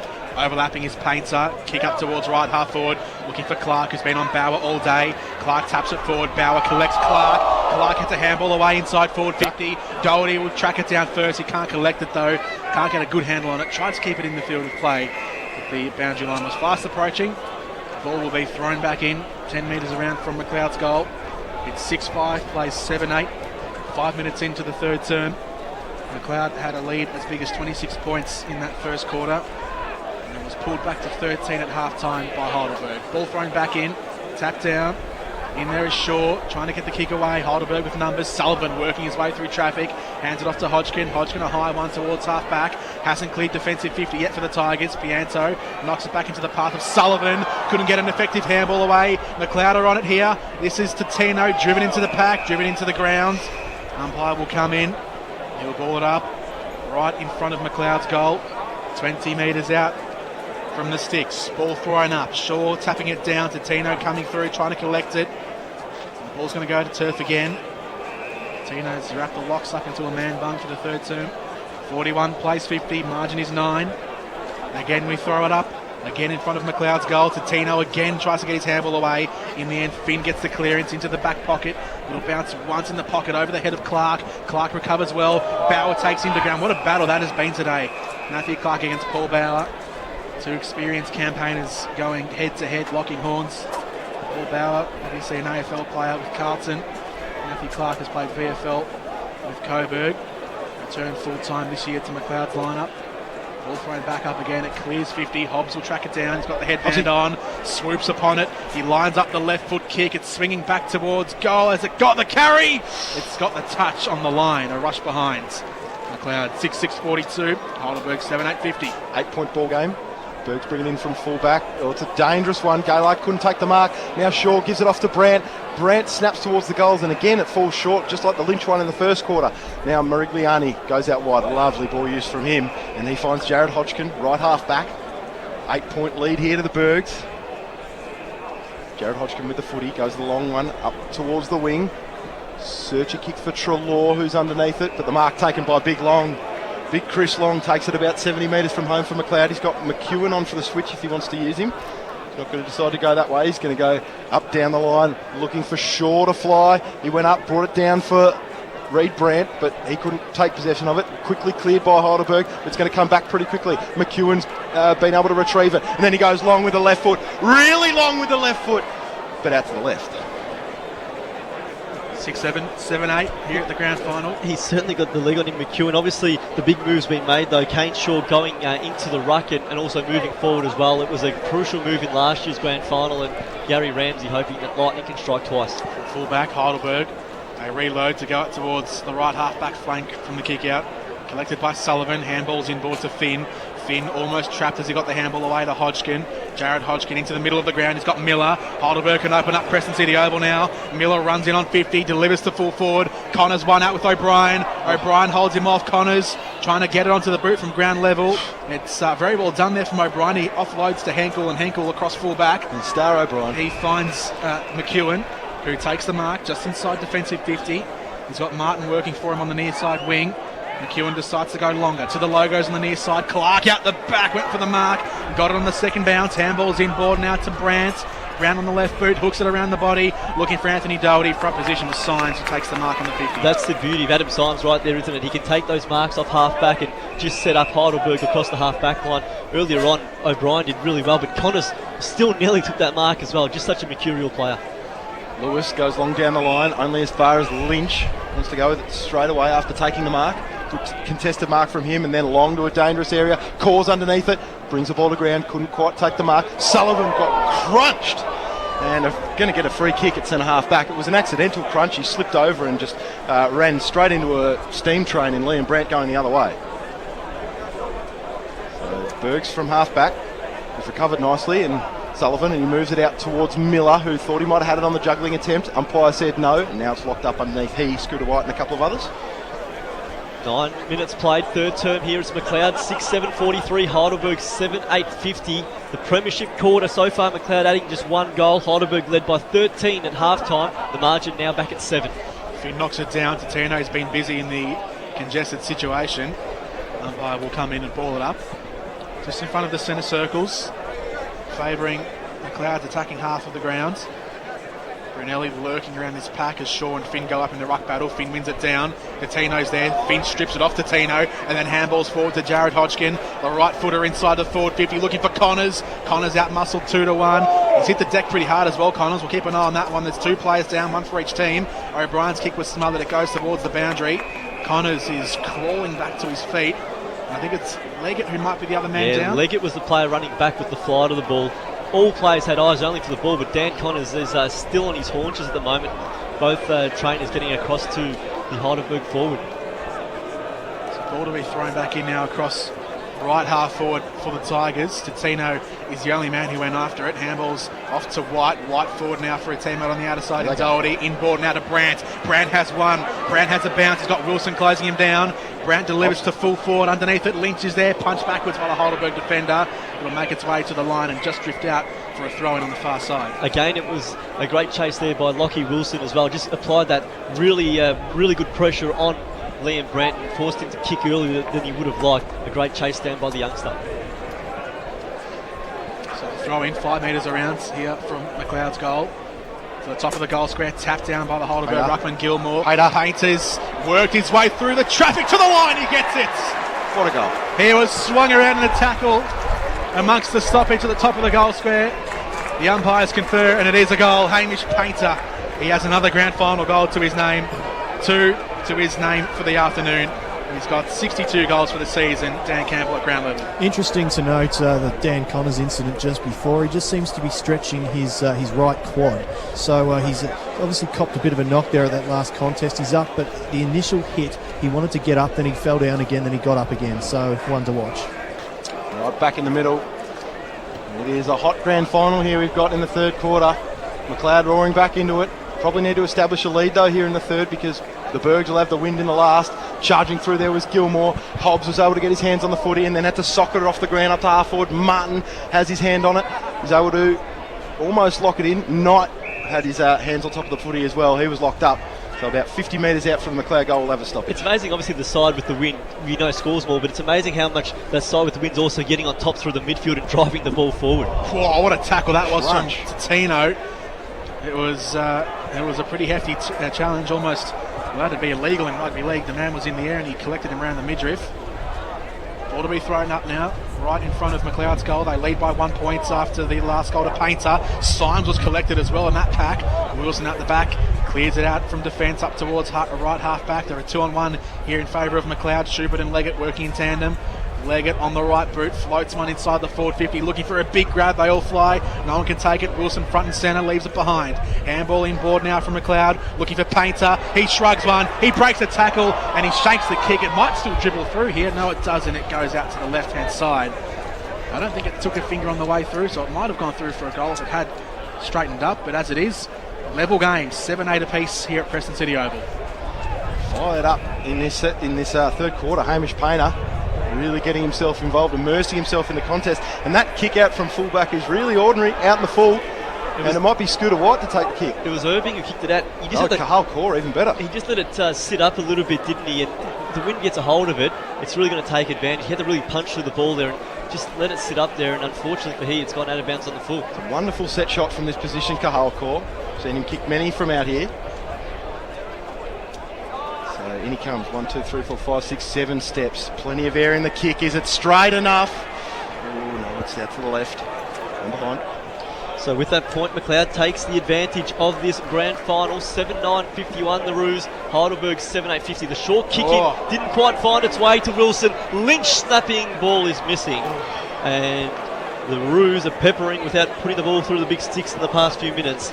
Minor score there. That's 3 in a row for the Roos, and they now move to 7-10-52 Heidelberg, 7-8-50. Kick out from fullback is played on by Lewis, who kicks to himself and then releases to the far side looking for a big mark. Bauer had a handle on it but lost it as he tried to reel it in. He might still chip Scooter White with the footy here. Bauer gets it off to a teammate, Miller, hooks it up high in the air. Hasn't really cleared this area of the ground though, still at right half forward. White takes his man to ground. Shaw went in really hard, free kick. It's going to be a Heidelberg ball. It's going to be that young man, 17-year-old Lockie Wilson, who's had a fantastic day, playing just his 4th game of senior footy. When that contest took place, all but 4 players on the ground were inside McLeod's attacking half of the ground. Wilson goes up the line. His kick was just a bit wayward. Took a finger on the way through, did it? Or is it going to be, just going to be a throw in, so it did take a touch. I reckon Heidelberg will be pretty happy with how this quarter's played out. We got to nearly the 15-minute mark, and it's only a 2-point deficit they face. They'd love to just hold on here for another 10 or so minutes. Gilmore goes up high against Shaw. Shaw's the one who won it down, but only as far as Gaylard, who swings one around the corner. Miller's the one who runs onto it for Heidelberg. Here's tumbling ball up towards half forward. Connors, he's done a string. He's pinged a string there, Connors. That is a huge story there. He's just left behind that ball there and might have to come off, you would think. Heidelberg still going forward here, working their way through congestion. Hodgkin wrapped up in a 3-man tackle, and that is a huge story. Dan Connors is holding the back of his leg. Is it a groin? I think it might be that quad again that we're talking about before. It's almost the front end. I know he's certainly limping around, but he's staying out there. He waved off the trainer, but he's certainly limited with that right leg. Looks like he can barely move, but Marcus Marigliani can, and he scores a goal for Heidelberg, and it might be the biggest one of the day so far. He's got 2.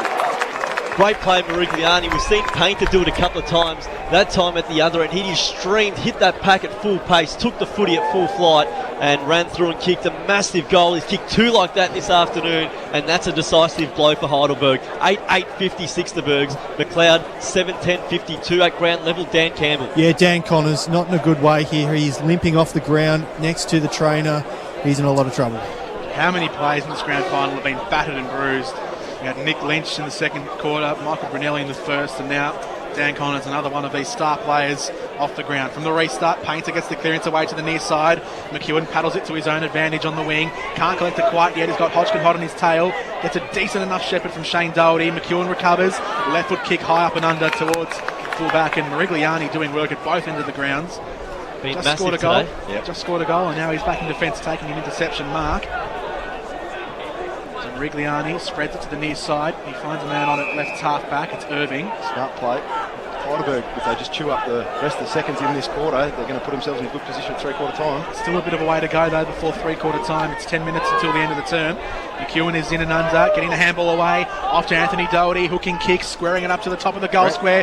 Brandt had his back towards the kick, and it allowed Marigliani to come in and take another defensive mark for Heidelberg. And I dare say, Marigliani probably thrown in defence after Gribben was taken off as a result of the red card in that last quarter. Bauer.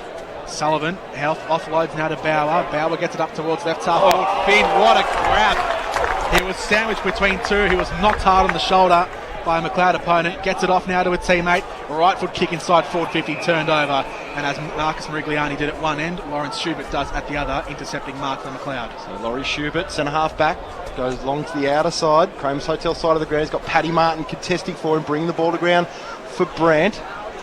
Liam Brandt backtracking, clever play by him, work at defensive side, and now back over the top to Martin and then to Brandt. Once again, he sidesteps around one. Oh, bit off a bit more. He can chew, trying to sidestep a second, and now he's let in Crisp, and Crisp is running and bounding away across the wing. And you need to take a bounce in a sec, or he's run too far. He decides to kick it to Pianto, who dropped probably what he should have taken. Ball at ground level now. 3 McLeod players converge. Schubert is one of those. He's able to chip the ball away and find Scooter White. He's about 70 metres out from defensive goal. It's a high floater into the corridor, but it's a good one. It works for McEwen. He's got it about 80 metres out for defensive goal. Goes with a long ball up the line, looking for a flyer, and what a mark! What a mark by Nick Lynch. He was the only McLeod man in the pack. The 3 Heidelberg boys all flew, but Nick Lynch was the only one who got hands to it. I thought McEwen had made the mistake because he had runners on the overlap there on the grandstand side of the ground, opted to go long. It was a 1-on-4, but Lynch just read it perfectly, got the sit, and took the great overhead mark. Biggest shot of the season coming up here so far for the Kangas. Nick Lynch, can he put it through? He has. And you feel like they need to get a few more just to hold them off in the last quarter when Heidelberg's got the win, but that one is going to be important. Nick Lynch at least drawing the margin back a bit closer. Well, it's now back in front. McLeod 8-10-58 the Roos. Heidelberg is 8-8-56. We'll go to the ground level with Dan Campbell is.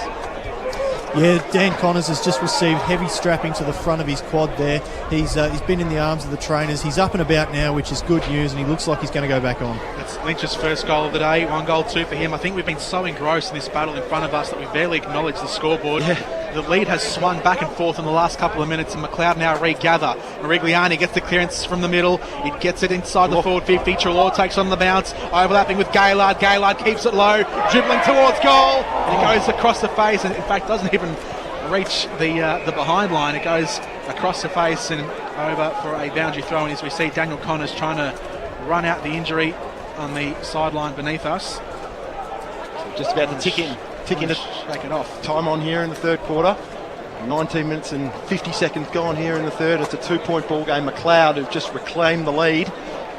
Looking to push further for a bit of a further lead here, because they're going to be kicking against the wind in the last quarter. Lockie Wilson is going to be the first one to it after that ruck hit out, but he's slung in a massive tackle by Brandt, taken out of bounds, and it will be thrown in once again. 2-point ball game, as we said, 58 plays 56. McLeod with a slender lead at the moment, looking to build on it. Boundary umpire throws it back in. Finn, he belts it straight back to where it came from.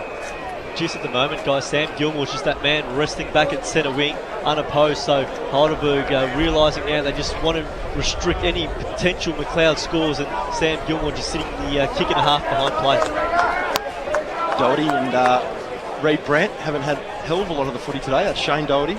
Anthony hasn't had a hell of a lot either. They need those guys to get involved here in this third quarter. Ball comes out of the stoppage deep inside the forward half. O'Brien's going to have to be good here. Trelaw laying a big tackle and then winning his own ball, but he couldn't quite get the ball in the boot. O'Brien again fighting tooth and nail. The whistle's gone, and he's had a clip to the leg there, O'Brien, and once again he stands up under immense pressure.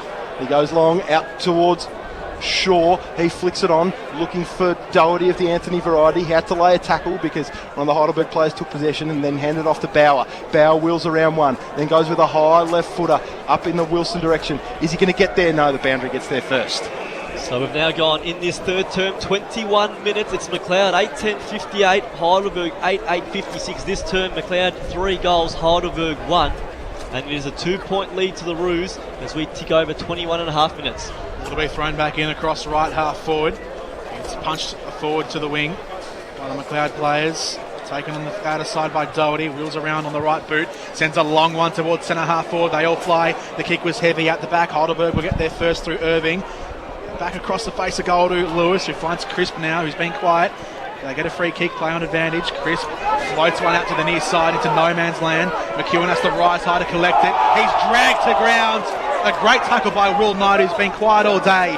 Miller regathers. He kicks up towards left half forward. Trelaw is there, can't take the grab. Pianto in support. Handballs backwards to Knight. Knight looking for Trelaw. Fakes the handball. Delivers inside forward 50. Looking for a man on the lead. Coming out there is Gilmore, couldn't take the grab, and Schubert will collect in defensive 50 here for McLeod.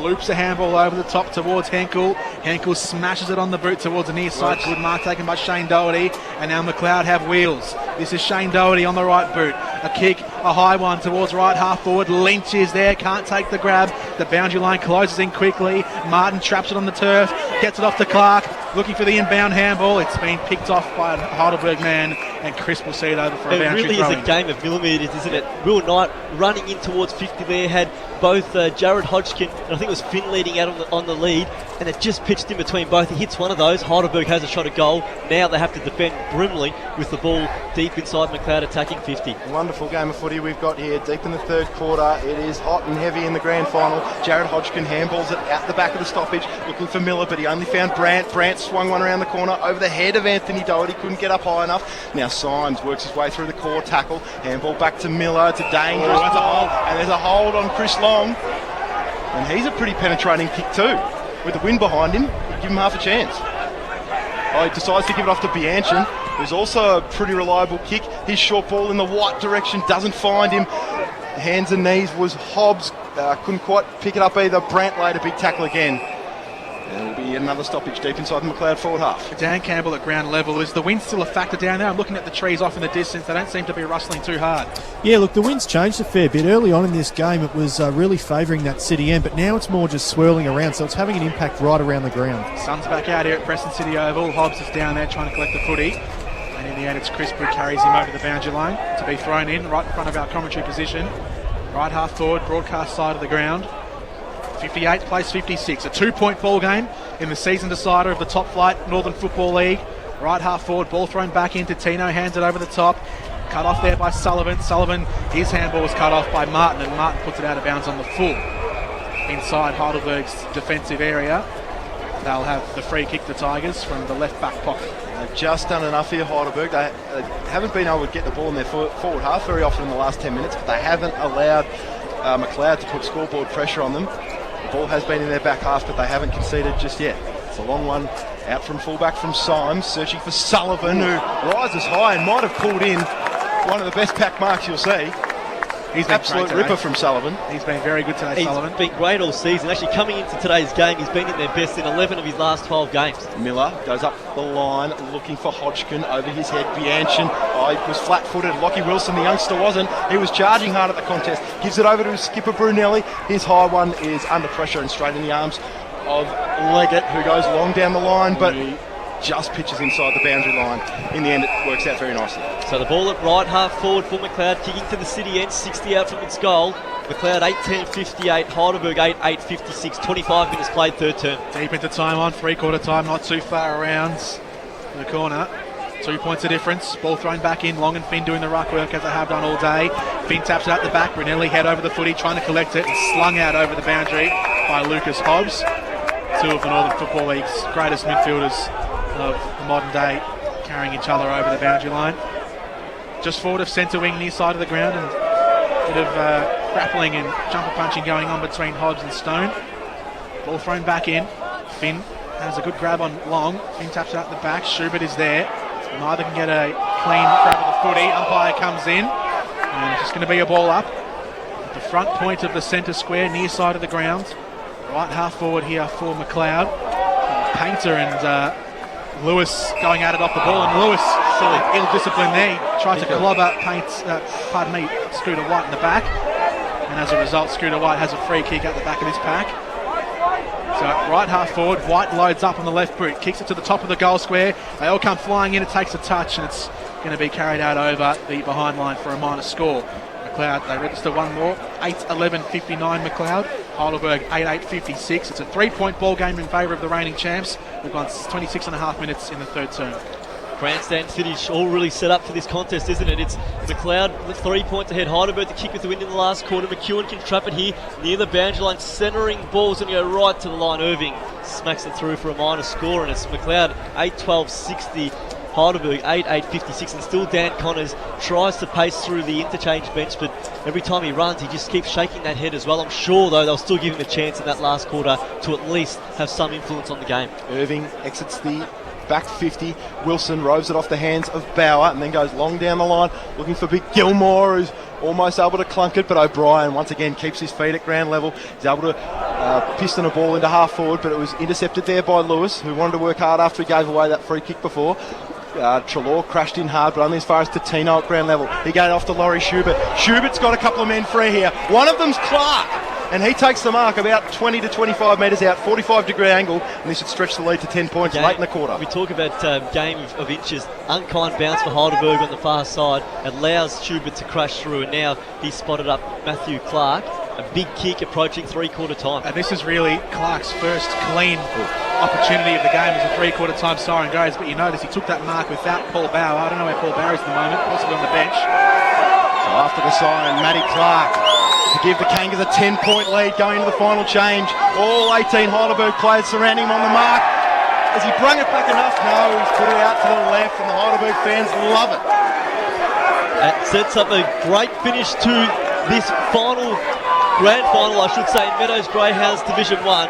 As we turn for home, it is McLeod, 8-13-61, leading Heidelberg 8 goals, 8-56 in that third term. It was McLeod adding 3 goals, 8, and it was Heidelberg adding the 1 goal, 2. Some inaccuracy late for McLeod, meaning Heidelberg perhaps with the win in the last quarter turning for home as the favourite, just 5 points down at three-quarter time. You'd have to say so if they can replicate the performance they did going with the wind in the second quarter. I know Dan said that the wind has dropped a little bit since earlier in the contest, but there surely will be a little bit of influence out there from the wind. But if not, then it's just going to be a wonderful last quarter, isn't it? If the wind has died down, it's just going to be a great combative quarter of footy. It will be a fantastic final term, but I can't help but feel that if McLeod go on to lose this game, it was because of that third term. They had 8 behinds. They scored 8 behinds. They had 3 goals, so 11 scoring shots in that term, and 8 of them were behinds. There was a lot of chances to spur in the grand final, and Heidelberg is still well and truly in this game, only 5 points. It's going to be very hard too. If the wind does pick up, it's going to be hard for McLeod to score, so they're going to have to use their pinpoint skills and move the ball really quickly to get through Heidelberg, as the ball will be holding up in the wind if the wind is still present.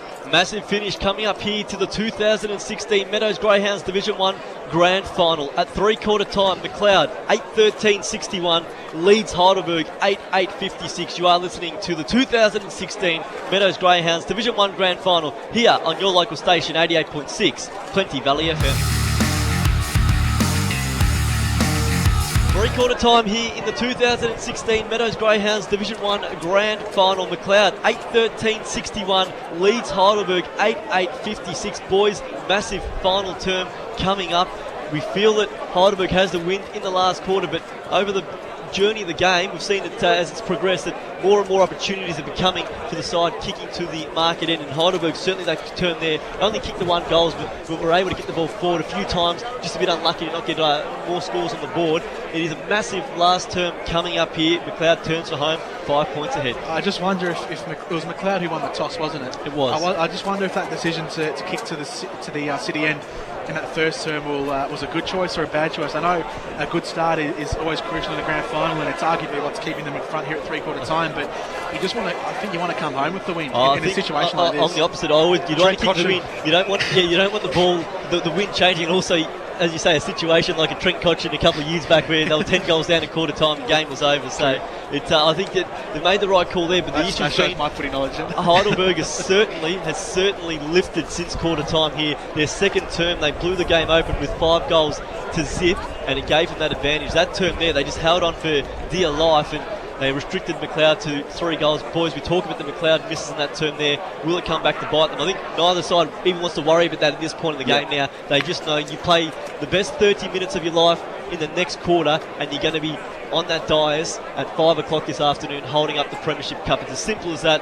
Forget about everything that's happened in the past. The next 30 minutes is all that can determine this game of footy. Yep, that is it. This is the big stage. You've got 30 minutes of footy to go here, and then someone will be crowned the champions here in the Northern Football League for the season of 2016. Will it be McLeod? Will it be Heidelberg? We'll find out over the next 30 minutes or so, it's going to be an absolute beauty, this closer to the game. We'll go through goal scorers here. Paddy Martin's got 3 for McLeod. Lucas Hobbs with 2. Hamish Painter 2. Nick Lynch 1 for Heidelberg. Marcus Merigliani with 2. Dan Connors, who's off at the moment with the quad injury, has 2. And singles to Pianto, Gaylard, Miller and Wilson. Cannot wait for this last quarter to get started. If Connors is unable to take any part in this last quarter, who does Heidelberg go through, Paul? We've seen Adam Symes play forward. He kicked, I think it was 3 goals when they won on Anzac Day earlier in the year. We know he's one to go forward. Or is it a case that they throw Gilmore forward and know that Finn can do the ruck work as well? Who do you see as a player that might go forward? Before that, though, we might go to ground level because I think we've got Dan Campbell.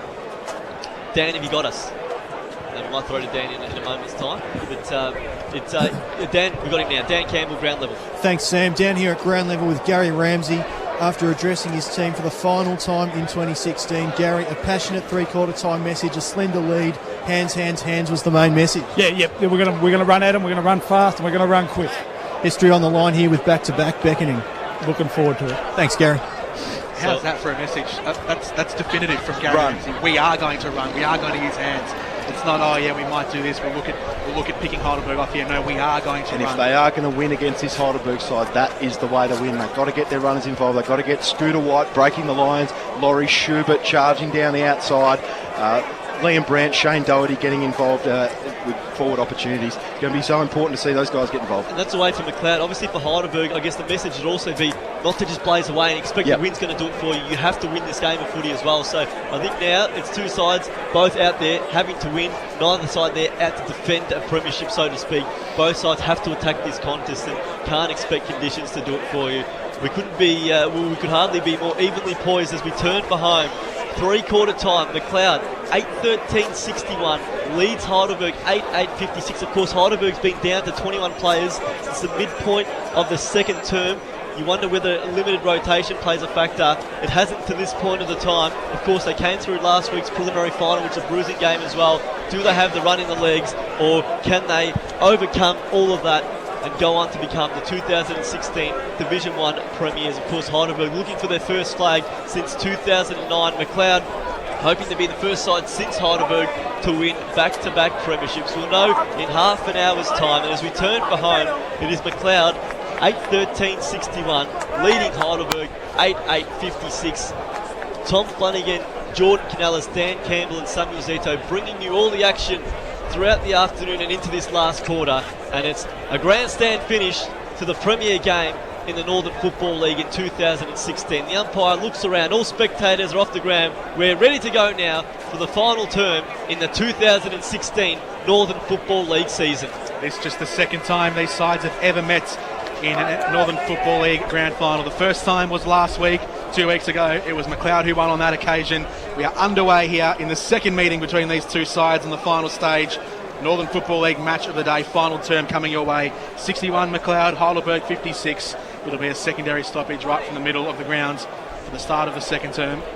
In the last 2 quarters, we've seen both sides get off to a really fast start. Merigliani and Lucas Hobbs each scoring a goal at the start of the second and third term respectively after 20 seconds. What will happen here as Hodgkin gets the clearance away up towards left half forward? It's Heidelberg kicking to the city end in this final term. McEwen's there, tries to get a handball away. Henkel's in support. Brandt is there as well for McLeod. Gets a handball up towards right half back for Painter. Drops it, gathers it. He's got Brunelli hot on his heels. And then Painter's kick up the line. Not his best one. Yeah, gone out of bounds on the full, has it?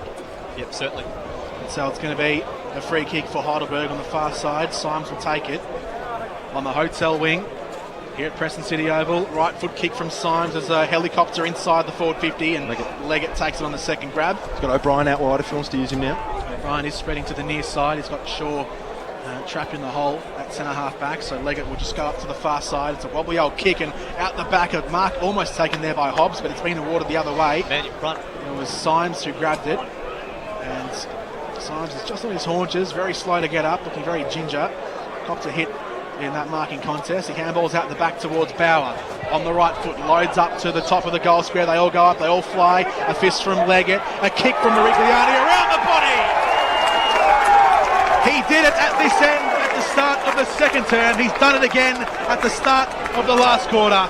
Marcus Merigliani scores the goal to put Heidelberg up by 1. 9-8-62 the Burgers. McLeod 8-13-61. 2 minutes gone. Samuel Zita. We said in the first half, Lachlan Wilson, the 17-year-old, led the way. Well, it's been a Marcus Merigliani show really since probably quarter time. He's hit 3 goals now from the midfield. Such an imposing figure. He's broken packs, and he really is the player now that's throwing everyone on his shoulders and driving Heidelberg towards the finish line. Yep, McLeod looked like the better team in that third quarter, and he was the one who was holding them off and not letting them get too far in front. Now at the start of the last term, he's driving them back into the lead, the Bergs, and we've got a big 20 minutes coming up here. If he can have some influence, he might get it again here. Merigliani got the handball from Finn, and now here he goes, a long one. It's not a strong one, it's way out wide to the left, but gee, he's getting his hands on the ball a lot. I tipped him as the influential player of the game beforehand. He's one of my strong contenders, my number 1 contender to be the best on ground, and didn't really fulfil that in the first term, but it's certainly come on strong in the second half of this game as McLeod from full-back from the free kick up towards the flank, and O'Brien takes the grab. The defensive 50, his kick hugs the boundary along the far side. Symes goes up again and takes another great mark out at left half forward, and again he's been clattered. I think he's run pretty close to the ad ball on that outer side, but gets up feeling okay this time. So Symes just forward of centre, 2 kicks from home, loads it up on the right, delivers with a careful kick inside the forward 50. His target was Gilmore. He couldn't take the grab. Out the back there is Liam Brandt trying to get a handball away. He finds Cahal Kaur, who just gets his kick up towards halfback, and Clark out in the lead is pushed underneath it by Bauer, who tips it over the line. It's going to be another boundary throw in. We've gone 3.5 minutes and the ball has stayed down the forward end here for Heidelberg. Well, McLeod didn't score to the market end in the second term. They now trail by a point. They have to find a way through into this win in the last quarter. Ball thrown in from the boundary line. It's Leggett and Finn. Finn wins it out the back this time. Pianto had hands on it. Brandt as well had hands on it. He flicked it out towards White, who soccers it off the ground. He's going to chase after it. Run, run, run, as Gary Ramsey said. Scooter, he's not going to be the first one to take possession of it here, but he had a teammate there in support him. Hobbs had to go in again. White for the big tackle. Did lay that. The umpire said held to him. There will be a stoppage right in the centre square here at the Preston City Oval. 1 point lead here to Heidelberg. 4 minutes gone, last quarter. Thrown up on the near side, inside the centre square. Leggett doing the ruck work. Taps it on down to Hobbs, who's outnumbered 2-1 on the near side, but Hobbs goes in and under, tries to collect it. Brunelli comes away with it though, the Heidelberg captain. Handball's out the back. Knight gets it up towards right half forward. Bounces out in front of Wilson. Henkel's there first with the Kangaroos. Handballs across to Liam Brandt. Lost as he runs into a crowd of 3 Heidelberg players, and then Brandt goes to ground. Umpire will come in and will ball it up out the right half forward. 60 metres out from Heidelberg's goal.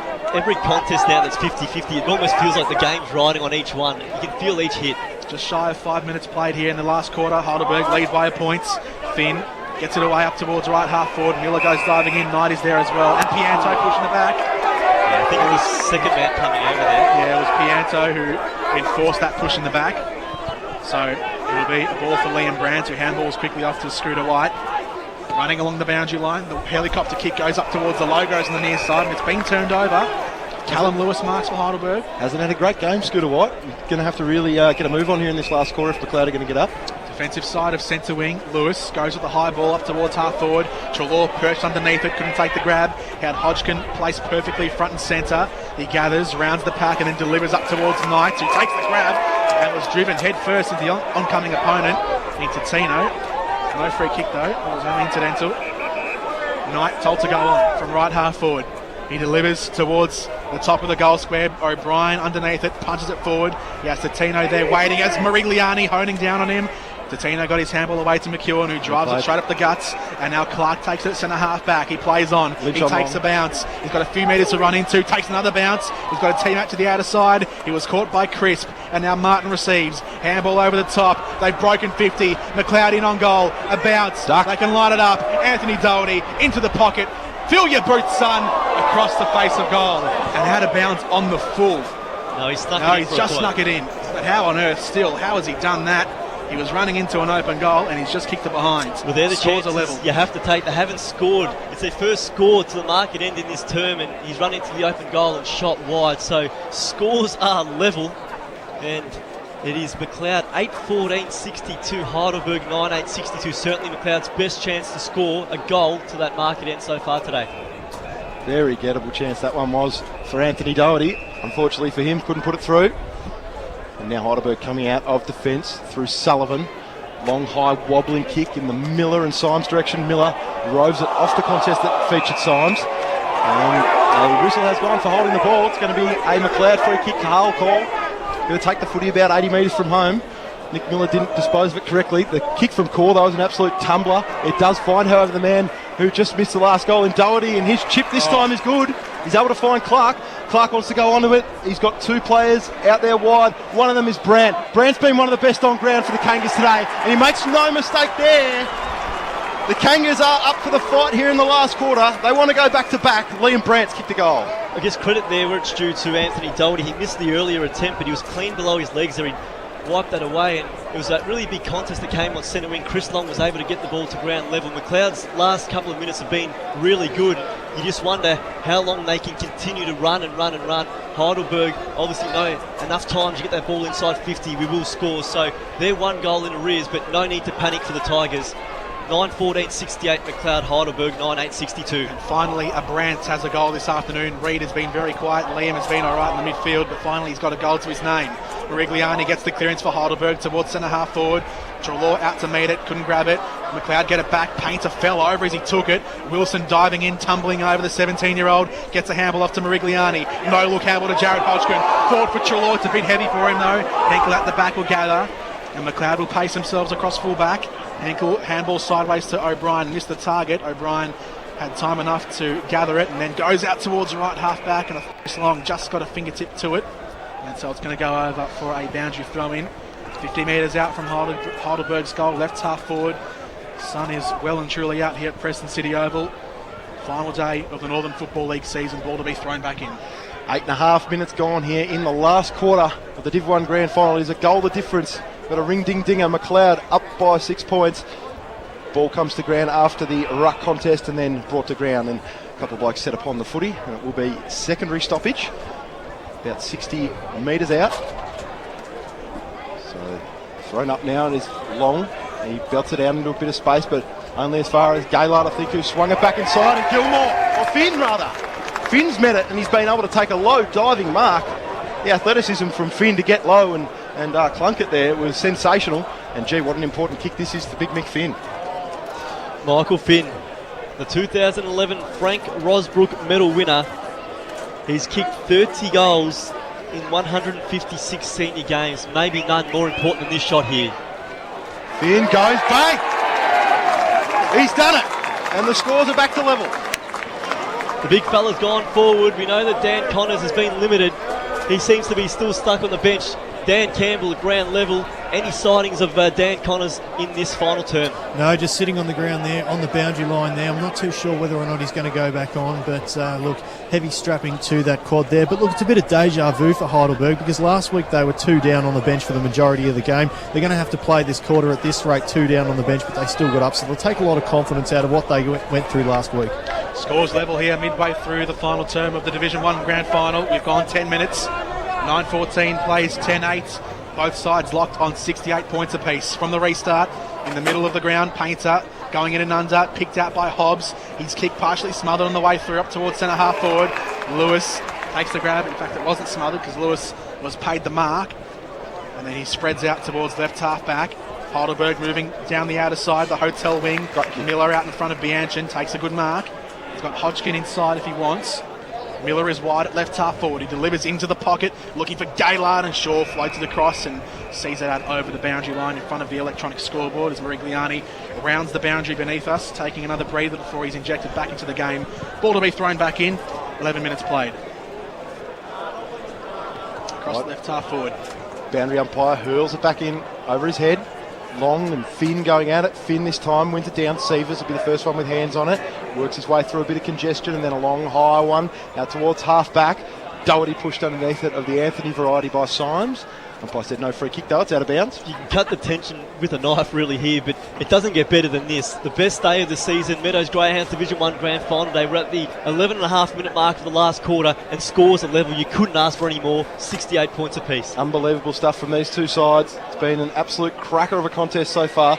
Brandt of the Reed variety, used to Tino. Painter got taken down to big tackle. Sullivan has to go in hard for the Bergs. Hodgkin wrapped up. Here's Lewis, swings one around the corner, finds Jared Hodgkin. He can run to 50. He goes long, over the top. Is it going to carry?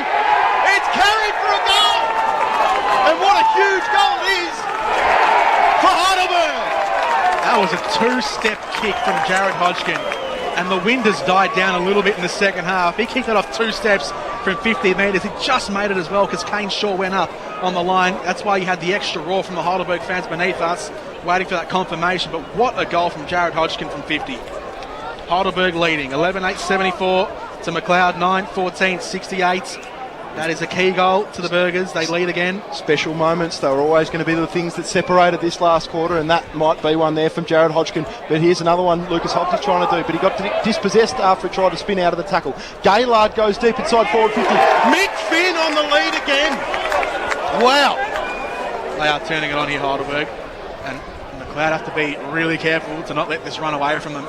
And Mickey Finn, who's been outstanding all around the ground today, has gone forward here late, could put through his second goal in a matter of minutes, and gee, it ripped the heart out of McLeod if he could put this one through. Mick Finn coming in for his second, 35 years young, but he's kicking like a fresh young lad.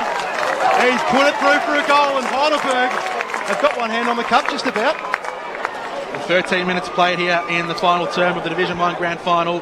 9-14-68 McLeod. Heidelberg have now got a 2-goal advantage. They are 12-8-80. Dan Campbell at ground level. Lockie Wilson just coming back onto the ground after receiving a bit of attention on his lower back and right quad there, but it's an ace card up the sleeve for Heidelberg, as he's been one of the best on the ground today. They're just freshening him up for the second half of this final term. Well, it's remarkable to say that McLeod would be afraid of a 17-year-old coming back on. Well, not afraid, but certainly wary. He has been a key player this afternoon as Finn taps it down to Stone. Stone driven into the turf. He'll get a free kick. McLeod lucky not to get 50. Gaylard is ordering everyone from Heidelberg to get forward. Since McLeod took that lead, of course a 6-point lead at the 7-minute mark of this term, Heidelberg's won every centre clearance. They kicked the last 3 goals in the space of 4 minutes, and it's all that ball coming out of the midfield. Stone from the bullseye. Wilson went underneath it, just under around the footy at the back. McLeod will collect it under a bit of pressure though. Long handballs towards Schubert. Schubert lost it. Heidelberg in. Heidelberg tenacious inside the forward 50. 14 minutes played. Still half a quarter remaining in this encounter. Still time enough and still a small enough margin for McLeod to get themselves back in the game. Long taps it down. It's almost gone down the throat of a Heidelberg man. And it was Hobbs who was absolutely clobbered underneath that pack. Got a big hit on the head. McLeod allowed to take the advantage. Clark marks. Left half back. 47 goals throughout the season for Clark. White's running through the middle. Gilmore sitting back here for Heidelberg. Clark on the right boot goes up to the logos underneath it. Gilmore perching himself underneath it. Lynch coming through from McLeod, couldn't take it, and he catches the Heidelberg opponent high. It's Callum Lewis at right half back. It's Aaron Crisp at right half back who has it. He was almost decapitated there by Nick Lynch. 15 gone now. And so Crisp up towards right half forward. Finn underneath it. Not allowed to take the grab this time around. Leggett hampering him, harassing him. Clark coming through, trying to extract it. Brunelli comes the other way. His handball wasn't good though. O'Brien regathers from McLeod. Handballs forward to Reed Brandt on the right boot. Drives a ferocious kick to the near side of the grounds. Kahalkor takes the mark out in front of his eyes. Up the line, not a great kick from the Irishman, but spinning out of trouble is Shane Doherty. Handballing back and forth to Clark, trying to strip Crisp of it. Reed Brandt again, he's turned it over. Jared Hodgkin takes the mark, and now Heidelberg can reload on the near side. The pressure's been hot from the Bergs, and they've earned the rewards. Here's Michael Brunelli taking the mark on the wing. He's got Finn further up the field if he wants to head in that direction. He's got Marigliani working his way into space. He's going to get it. Beautiful stretch and mark. What a grab. So he's going to be kicking from 65 to 70 metres out. You'd say that's too far out to score, but he's been best on ground today. Wouldn't put anything past him at the moment. Kicks it up to a dangerous hotspot area. Treloar couldn't bring it down.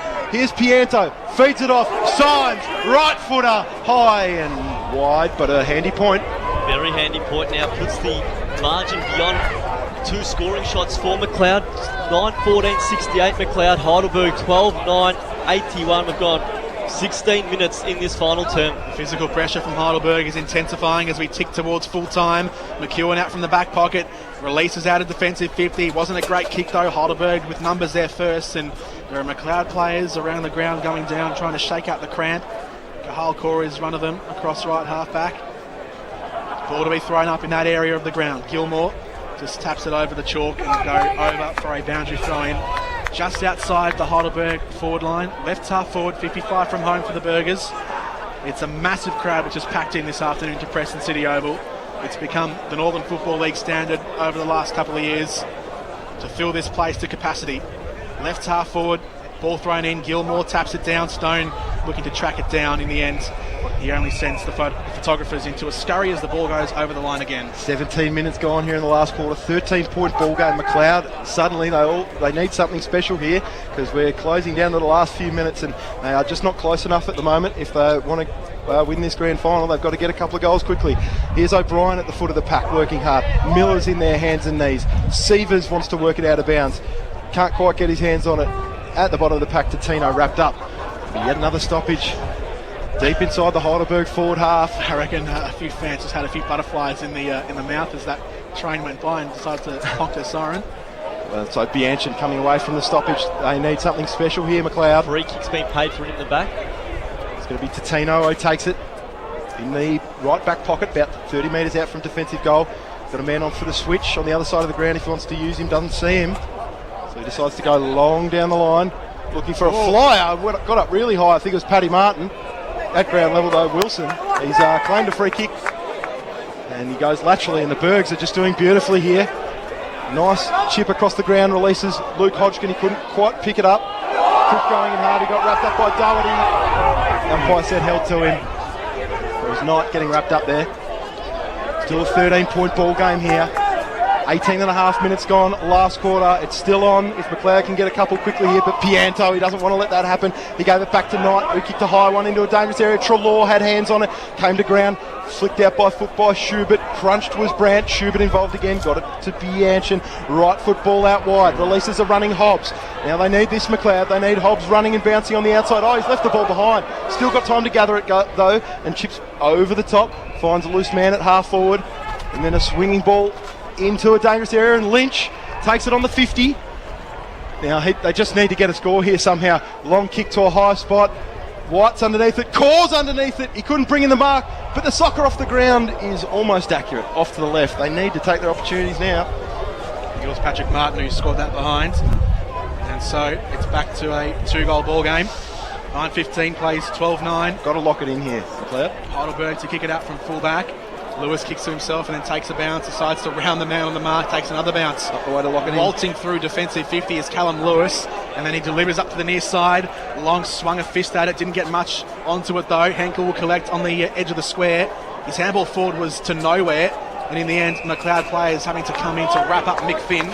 Really open forward line here for Heidelberg. 3 one-on-one matchups. Merigliani's got the forward 50 and telling everyone, get out of my space. Both Gilmore and Treloar standing on the perimeter of 50. Merigliani owns that forward 50. Finn punches it forward. Reid is there. He goes to ground, Reid Brants, and in the end, the ball will be thrown up again by the umpire near side of the ground. Ticking into time on here, last quarter, things are getting desperate here for McLeod. Must get the next goal if there any chance. Brandt working feverishly at ground level. Gaylard locking it up inside. Umpire to throw it up once again. And as the seconds tick, it's going to get harder and harder and harder for the Kangas to get back into this contest. 12 points in at the moment. Sievers trying to get his hands on it. The Bergs are desperate though. Great tackle there from Wilson. He strips Sievers of the footy and then goes long to half forward. Don't the Bergs fans appreciate that? Finn made a good contest. Gilmore made a good contest. Saw the ball over his head and out of bounds. Right half forward flanks for the Bergs, and they are doing everything right now. Ball inside the forward 50 here. It's to be thrown in. Heidelberg have kept it locked inside this half of the ground. They're attacking half for the majority of the last term. 69 plays 81. It's Heidelberg with the 2-goal lead. Waiting for the ball to be thrown back in. 40 around from the Burgers goal. It's a short throwing from the boundary umpire. Tino's in there. Wilson burrowing his head in and under. He collects it. He's dragged to ground.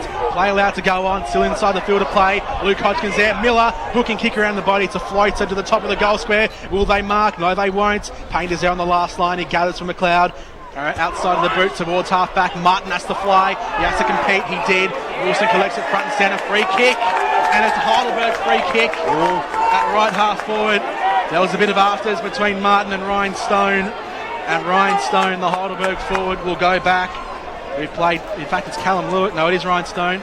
21 and a half minutes here at Preston City Oval. Heidelberg already have a 2-goal lead. Any score here you'd feel would just about be enough for Heidelberg. We've ticked close to 22 minutes. If he at least gets a score, it means again McLeod has to score 3 times. So Ryan Stone, who has a goal-a-game record in his senior career, 107 for 107. Today is his 108th game, so he'd continue that record on if he can score here, and what a moment it would be. 17 goals for the season for Ryan Stone. A slow approach, 2 men on the mark. Right foot kick, starts left, bending back, not enough. And it's touched through on the line for a rushed behind. Up to 13. So Heidelberg go to 12-10-82. McLeod 9-15-69. We've gone 22 minutes here in the final quarter of the final game of the season, the Division 1 Grand Final. Heidelberg lead. They'll need a miracle now, the reigning premiers. The Kangas don't have much time left to get these 3 goals. And turning it over to Nick Miller is not going to help. And he says, I know how long there's left to go. Let's slow it down, boys. I'm going to go back and have a shot here, chew a few more seconds off the clock, and just make sure of it a little bit more. Wouldn't this be a story if Nick Miller was the man to seal the game? The heartache he's had to go through, missed the 2012 through to 2014 seasons, had the scare in round 11 this year, round 10 at Bundoora, and he might now come back and be the guy who kicks the winning goal for Heidelberg in its premiership win. Miller with the chance. Here he is, Nick Miller. As Sam said, troubled by knee injuries, but he's come back to the big stage in a big way here on Grand Final day. Kicks it long to the hot spot. It's not going to score. Treloar almost had hands on it over the back. It rolls out for a boundary throw-in. So ball to be thrown back in as Nick Miller makes his way off the grounds. Ball to be thrown back in just next to the behind post, Heidelberg's attacking end of the ground. A few minutes remaining in this game. We've played 23 and a half. Ball thrown back in. A goal you'd think would win it now for Heidelberg. It's bobbling around inside the forward 50, hooked up into the air, travelling towards the boundary. Wilson marks in the pockets. Wilson, will he go back? This kid is fantastic. He's 17 years of age, playing his 4th game of senior football, and he has been the best on grounds in the Division 1 Grand Final. Lockie Wilson. Well, there's 2 Lachlan Wilsons on Heidelberg's list. You feel they're both out there at the moment. Right foot kick on the way. Has it got the carry? It does. Has it got the accuracy? It doesn't. Another behind for Heidelberg. They have a 14-point advantage now. It's 9-15-69 McLeod to Heidelberg 12-11-83. They need 3 goals, McLeod, now in what could only be a couple of minutes left, if that. Oh, that short ball is a little bit ordinary. A very tired kick from fullback from McEwen. Does give Bianchi enough time, though, to recover.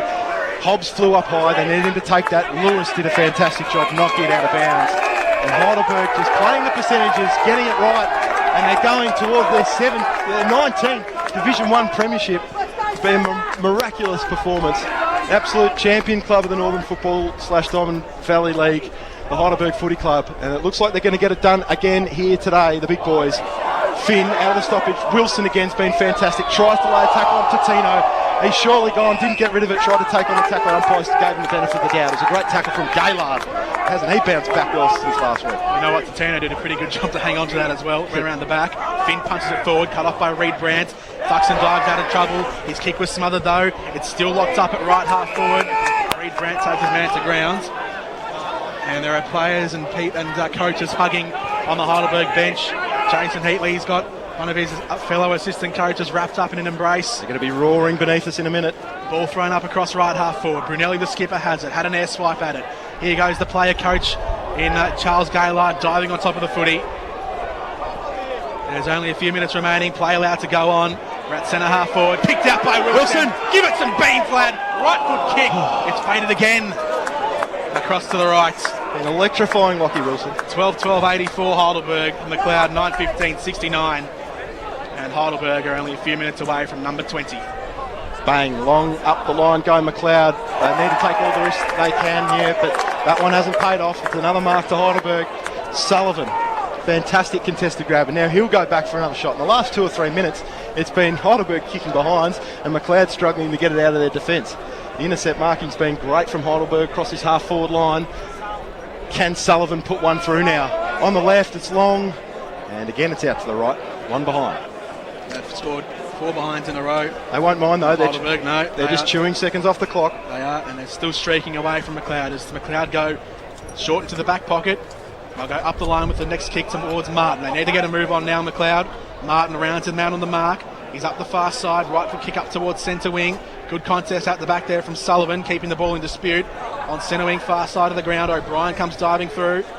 In there is Painter, trying to burrow through, shrugs off two men, gets his kick away and floats towards the boundary. Has it gone out of bounds on the full? It has. Worth noting, guys, that That's a Vuvuzela. the celebration is starting early here for Heidelberg, but worth noting that it really is the two sides giving absolutely everything this afternoon, so you almost appreciate the efforts of all 44 players out there as the Heidelberg supporters rejoice beneath. They're across right, half back McLeod, still in the game here with Painter. The lead has probably just eluded them. And there goes the full-time siren. Heidelberg have number 20, and they reaffirm themselves as the greatest team in the north. Final scores: McLeod 9-15-69, Heidelberg 12-14-86. Heidelberg are the champions again. They've done it again, the Bergs, back on the top of the mountain, and what a magnificent effort it was. McLeod will be ruining some of those missed opportunities in the third quarter, and there'll be a couple of people mulling over the non-selection of Jack Langford, I'd imagine, but all credit goes to Heidelberg.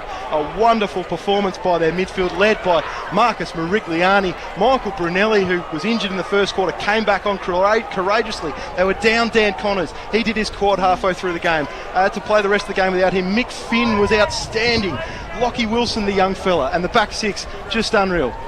And boys, you're right, everything's gone absolutely against them. They've still found a way. Dan Campbell, ground level. Yeah, very happy Jason Heatley down here at ground level. Jason, how good is this? Premiers once again. Heidelberg returned to the top flight, and of course, another premiership to your name as well. Oh, just look, our guys were just so brave today. You know, we lost Griven early and we lost Dan Connors, but I mean, I take my hat off to McLeod. They're just an unbelievable footy side. You know, well coached, great club, and I take my hat off to them. But just super proud of our guys. You know, we led really well by, you know, Brunelli and Merigliani. The on-balls were sensational, and, you know, the old man of the team, Irish Finn, you know, kicked a couple of last quarter goals, which was probably the difference in the end. It showed the deja vu last week. Obviously, you guys fought through a really brutal final last week. 2 down on the bench most of the day. It was the same case today, wasn't it? Yeah, look, it was. I mean, you know, with all due respect, we really needed that tough hit out last week against Greensborough. We were able to get some Ks in the legs, and we'll be able to look after the guys, you know, in the early part of the week, and the grand final week they were just ready to play, and you saw the result today. It was exceptional to stand up in the face of Dan Connors obviously going off with an injury, and Merigliani obviously stood up forward too.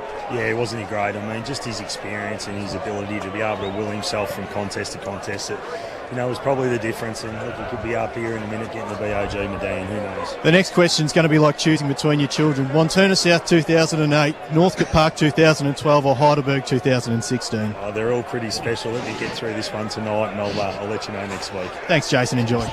Jason Heatley, the assistant coach of Great work, Dan. Heidelberg. Well done, Dan Campbell. He's done a good job all afternoon on the boundary. We'll get a bit more from him later on. Final scores here, if you've just missed it or just jumped in the car, wherever you may be around Melbourne Town.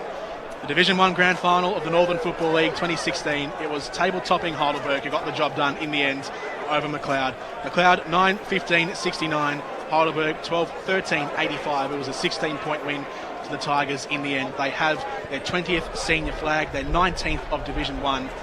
And they, as I said, they reaffirmed themselves as the greatest team in Northern Football League history, and that is their 61st finals win, and that's their 20th grand final victory. Back to the top of the pecking order for the first time since 2009. Just as we were saying before we cut to Jason Heatley, great interview there with Dan Campbell awesome. as well. So humble in victory as well. What they say about McLeod and the respect shown between these two sides. All 4 contests between the two have been fantastic this year. It's one of the great grand finals this afternoon, and the final scoreline probably doesn't reflect how close it was throughout. A great game, and as we say, as a neutral, congratulations to all the 44 combatants and coaches, because they put on a real spectacle this afternoon. But everything worked against Heidelberg over the last 2 weeks, and they still found a way. And they were the best side in the home and away season, and they proved it again in the last 2 weeks in the finals. This afternoon, it's amazing to think Lachlan Wilson wasn't in this side 2 weeks ago. He's been outstanding 2 weeks in a row, and other than Merigliani, I don't know who else can take the medal off him this afternoon. He was absolutely superb. He's 17 years old, and a star's been born on September 17, 2016. Remember that name, Lachlan Wilson, because he has a future coming up, and I think it might even be at a higher level than this. He was outstanding. Yeah, what I've seen from him the last couple of weeks has just been nothing short of exceptional. To come into these really experienced sides, play against real hardened senior players, and be able to just take the game on and feel full confidence and not be overawed by the pressure of the situation, and be in the top 5 or 6 players on the ground for his team both weeks. Just a fantastic performance. I'd love to see Lachie Wilson get higher opportunities. So it was McLeod who led by 21 points at quarter time. Heidelberg pulled it back to 13 points at the break. That was after trailing by as much as 26 points. It was the game high margin, 26, towards the end of that first quarter. Heidelberg by 13. They turned it around to the tune of 40 points almost in that second term. It was McLeod by 5 at the final change, and then Heidelberg again by 16 points at full time. Goal scorers for the afternoon: McLeod 3 goals to Patrick Martin, 2 to Lucas Hobbs and 2 to Hamish Painter, and then singles all around to Liam Brandt and Nick Lynch. For Heidelberg, 3 goals for Marcus Merigliani, who is probably, alongside Lachie Wilson, one of the favourites for the best on ground medal, which will be awarded in just a few moments. 2 goals for Daniel Connors, who unfortunately went down with that injury in the second half, and then singles for Jared Hodgkin, Matthew Pianto, Charles Gaylard, Nick Miller, Michael Finn, and then Lachie Wilson, the 17-year-old, playing game number 4 of his senior career. He's played 9 TAC Cup games this season with Northern Knights, which at 17 years of age, I guess, makes him eligible for the AFL. Yep. So he could be in the AFL There's a potential that we've seen a player who might be able to get drafted playing his best footy on the big stage of the Northern Football League. I'd love to see Lachie Wilson, as I said, get a few higher opportunities, whatever that may be, whether it's AFL or VFL or whatever, but he has got the ability to play this game very well, so I'd love to see him push for higher. Gentlemen, hello and welcome to the medal presentation for the 2016 Meadows Greyhounds Division 1 Seniors Grand Final. Congratulations to both sides on producing one of the great grand finals in recent years, and congratulations to Heidelberg on their premiership success. We will now begin the official proceedings, and I'd like to welcome NFL Chairman Dean Philpotts to present today's medallions. We thank today's entire umpiring panel, and congratulations on your performance this afternoon. We now present medallions to today's running umpires. Firstly, our field umpires, Daniel Compton, Nicholas Scott, and Andrew Stephen. Boundary umpires, Lachlan Higgs, Greta Miller. Someone got this nice and wide. Nathaniel Parsons. And goal umpires, Neville Coots and Stephen Kajanchik.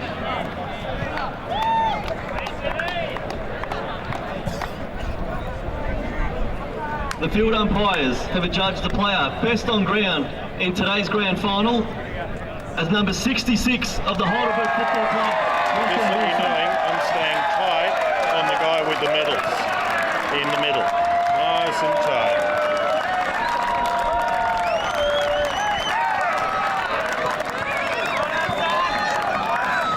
I'd like to now call Gary Ramsey, the coach of the McLeod Football Club, to say a few words.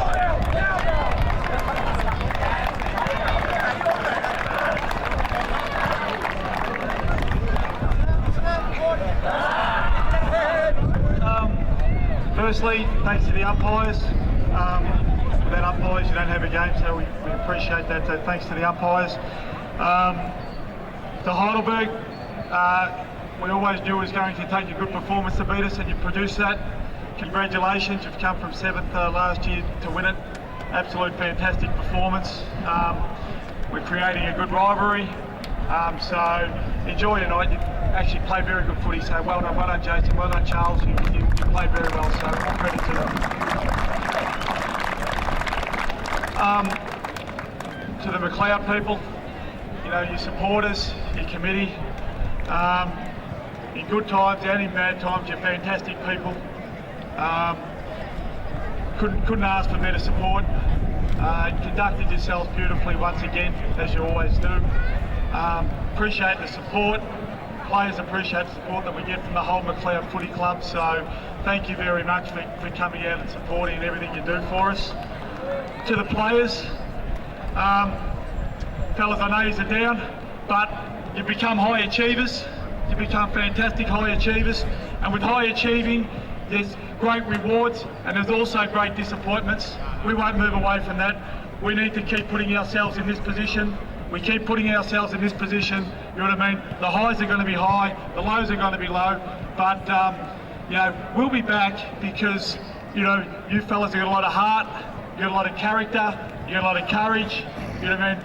I love every minute I coach yous, right? I feel for yous right now, but it doesn't change, winning or losing doesn't change the way I feel about yous, right? Because yous go to war every time for me. I love yous all, right? And even in defeat, we'll fight through this because we ain't scared to go through tough times. We'll fight back from this, boys.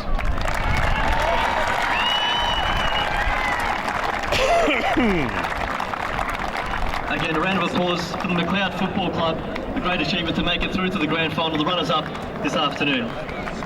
We now present the Premiership medallions to the players of the Heidelberg Football Club.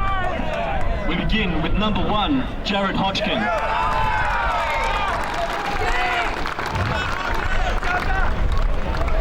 Number 3, Jordan Trelaw.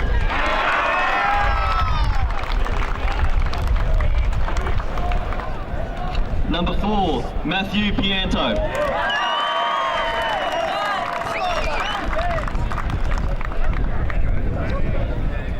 Number 6, Josh Gribben.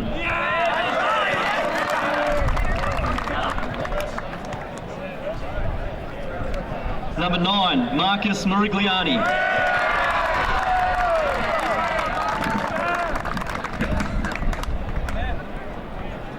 Number 10, Adam Symes.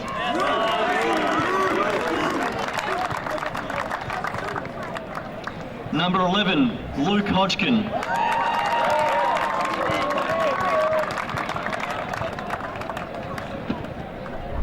Number 14, Will Knight.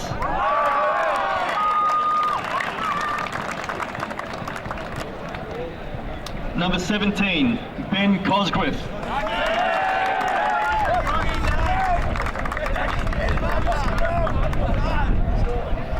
Number 20, Ryan Stone.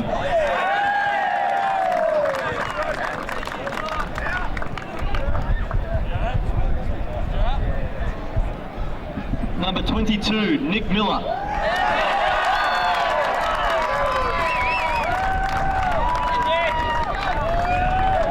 Number 24, Dan Connors.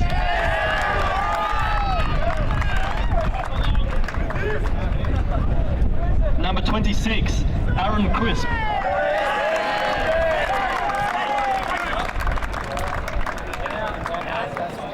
Number 27, Michael Finn.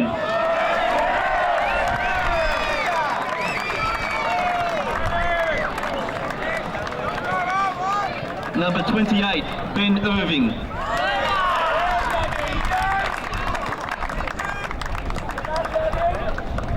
Number 36, Callum Lewis.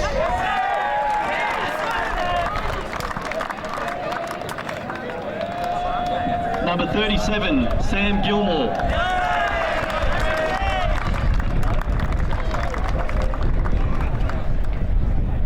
Number 40, Thomas Sullivan.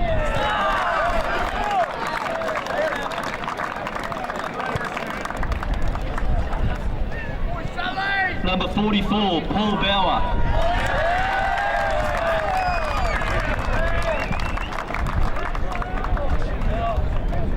Number 66, Lachlan Wilson.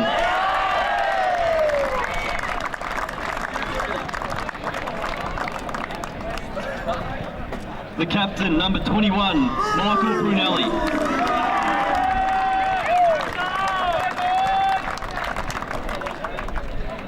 And the coach, number 5, Charles Gaylard.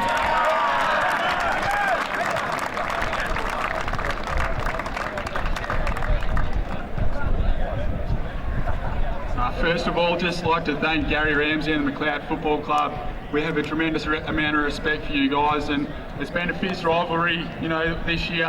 And look, today was no different. It was a really, you know, hard-fought battle. To the umpires, I thought you did a fantastic job today. Thank you very much. To the Heidelberg Army, thank you so much for everything. This is for you guys, and I'll get around to you individually later on.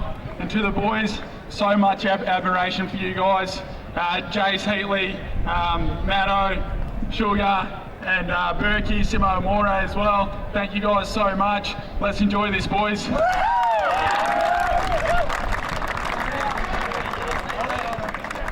Would you please now welcome the Meadows Board Director Rex Griffin as he presents the 2016 Meadows Greyhounds Division 1 Premiership Cup to the Heidelberg Football Club.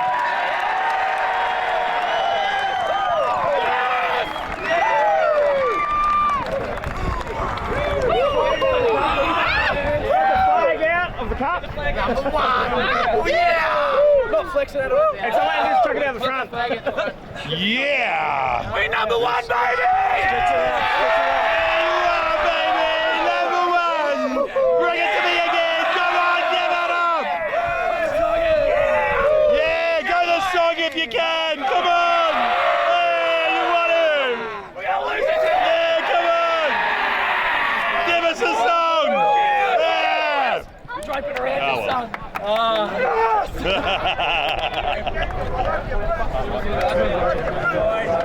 Let's go, isn't it?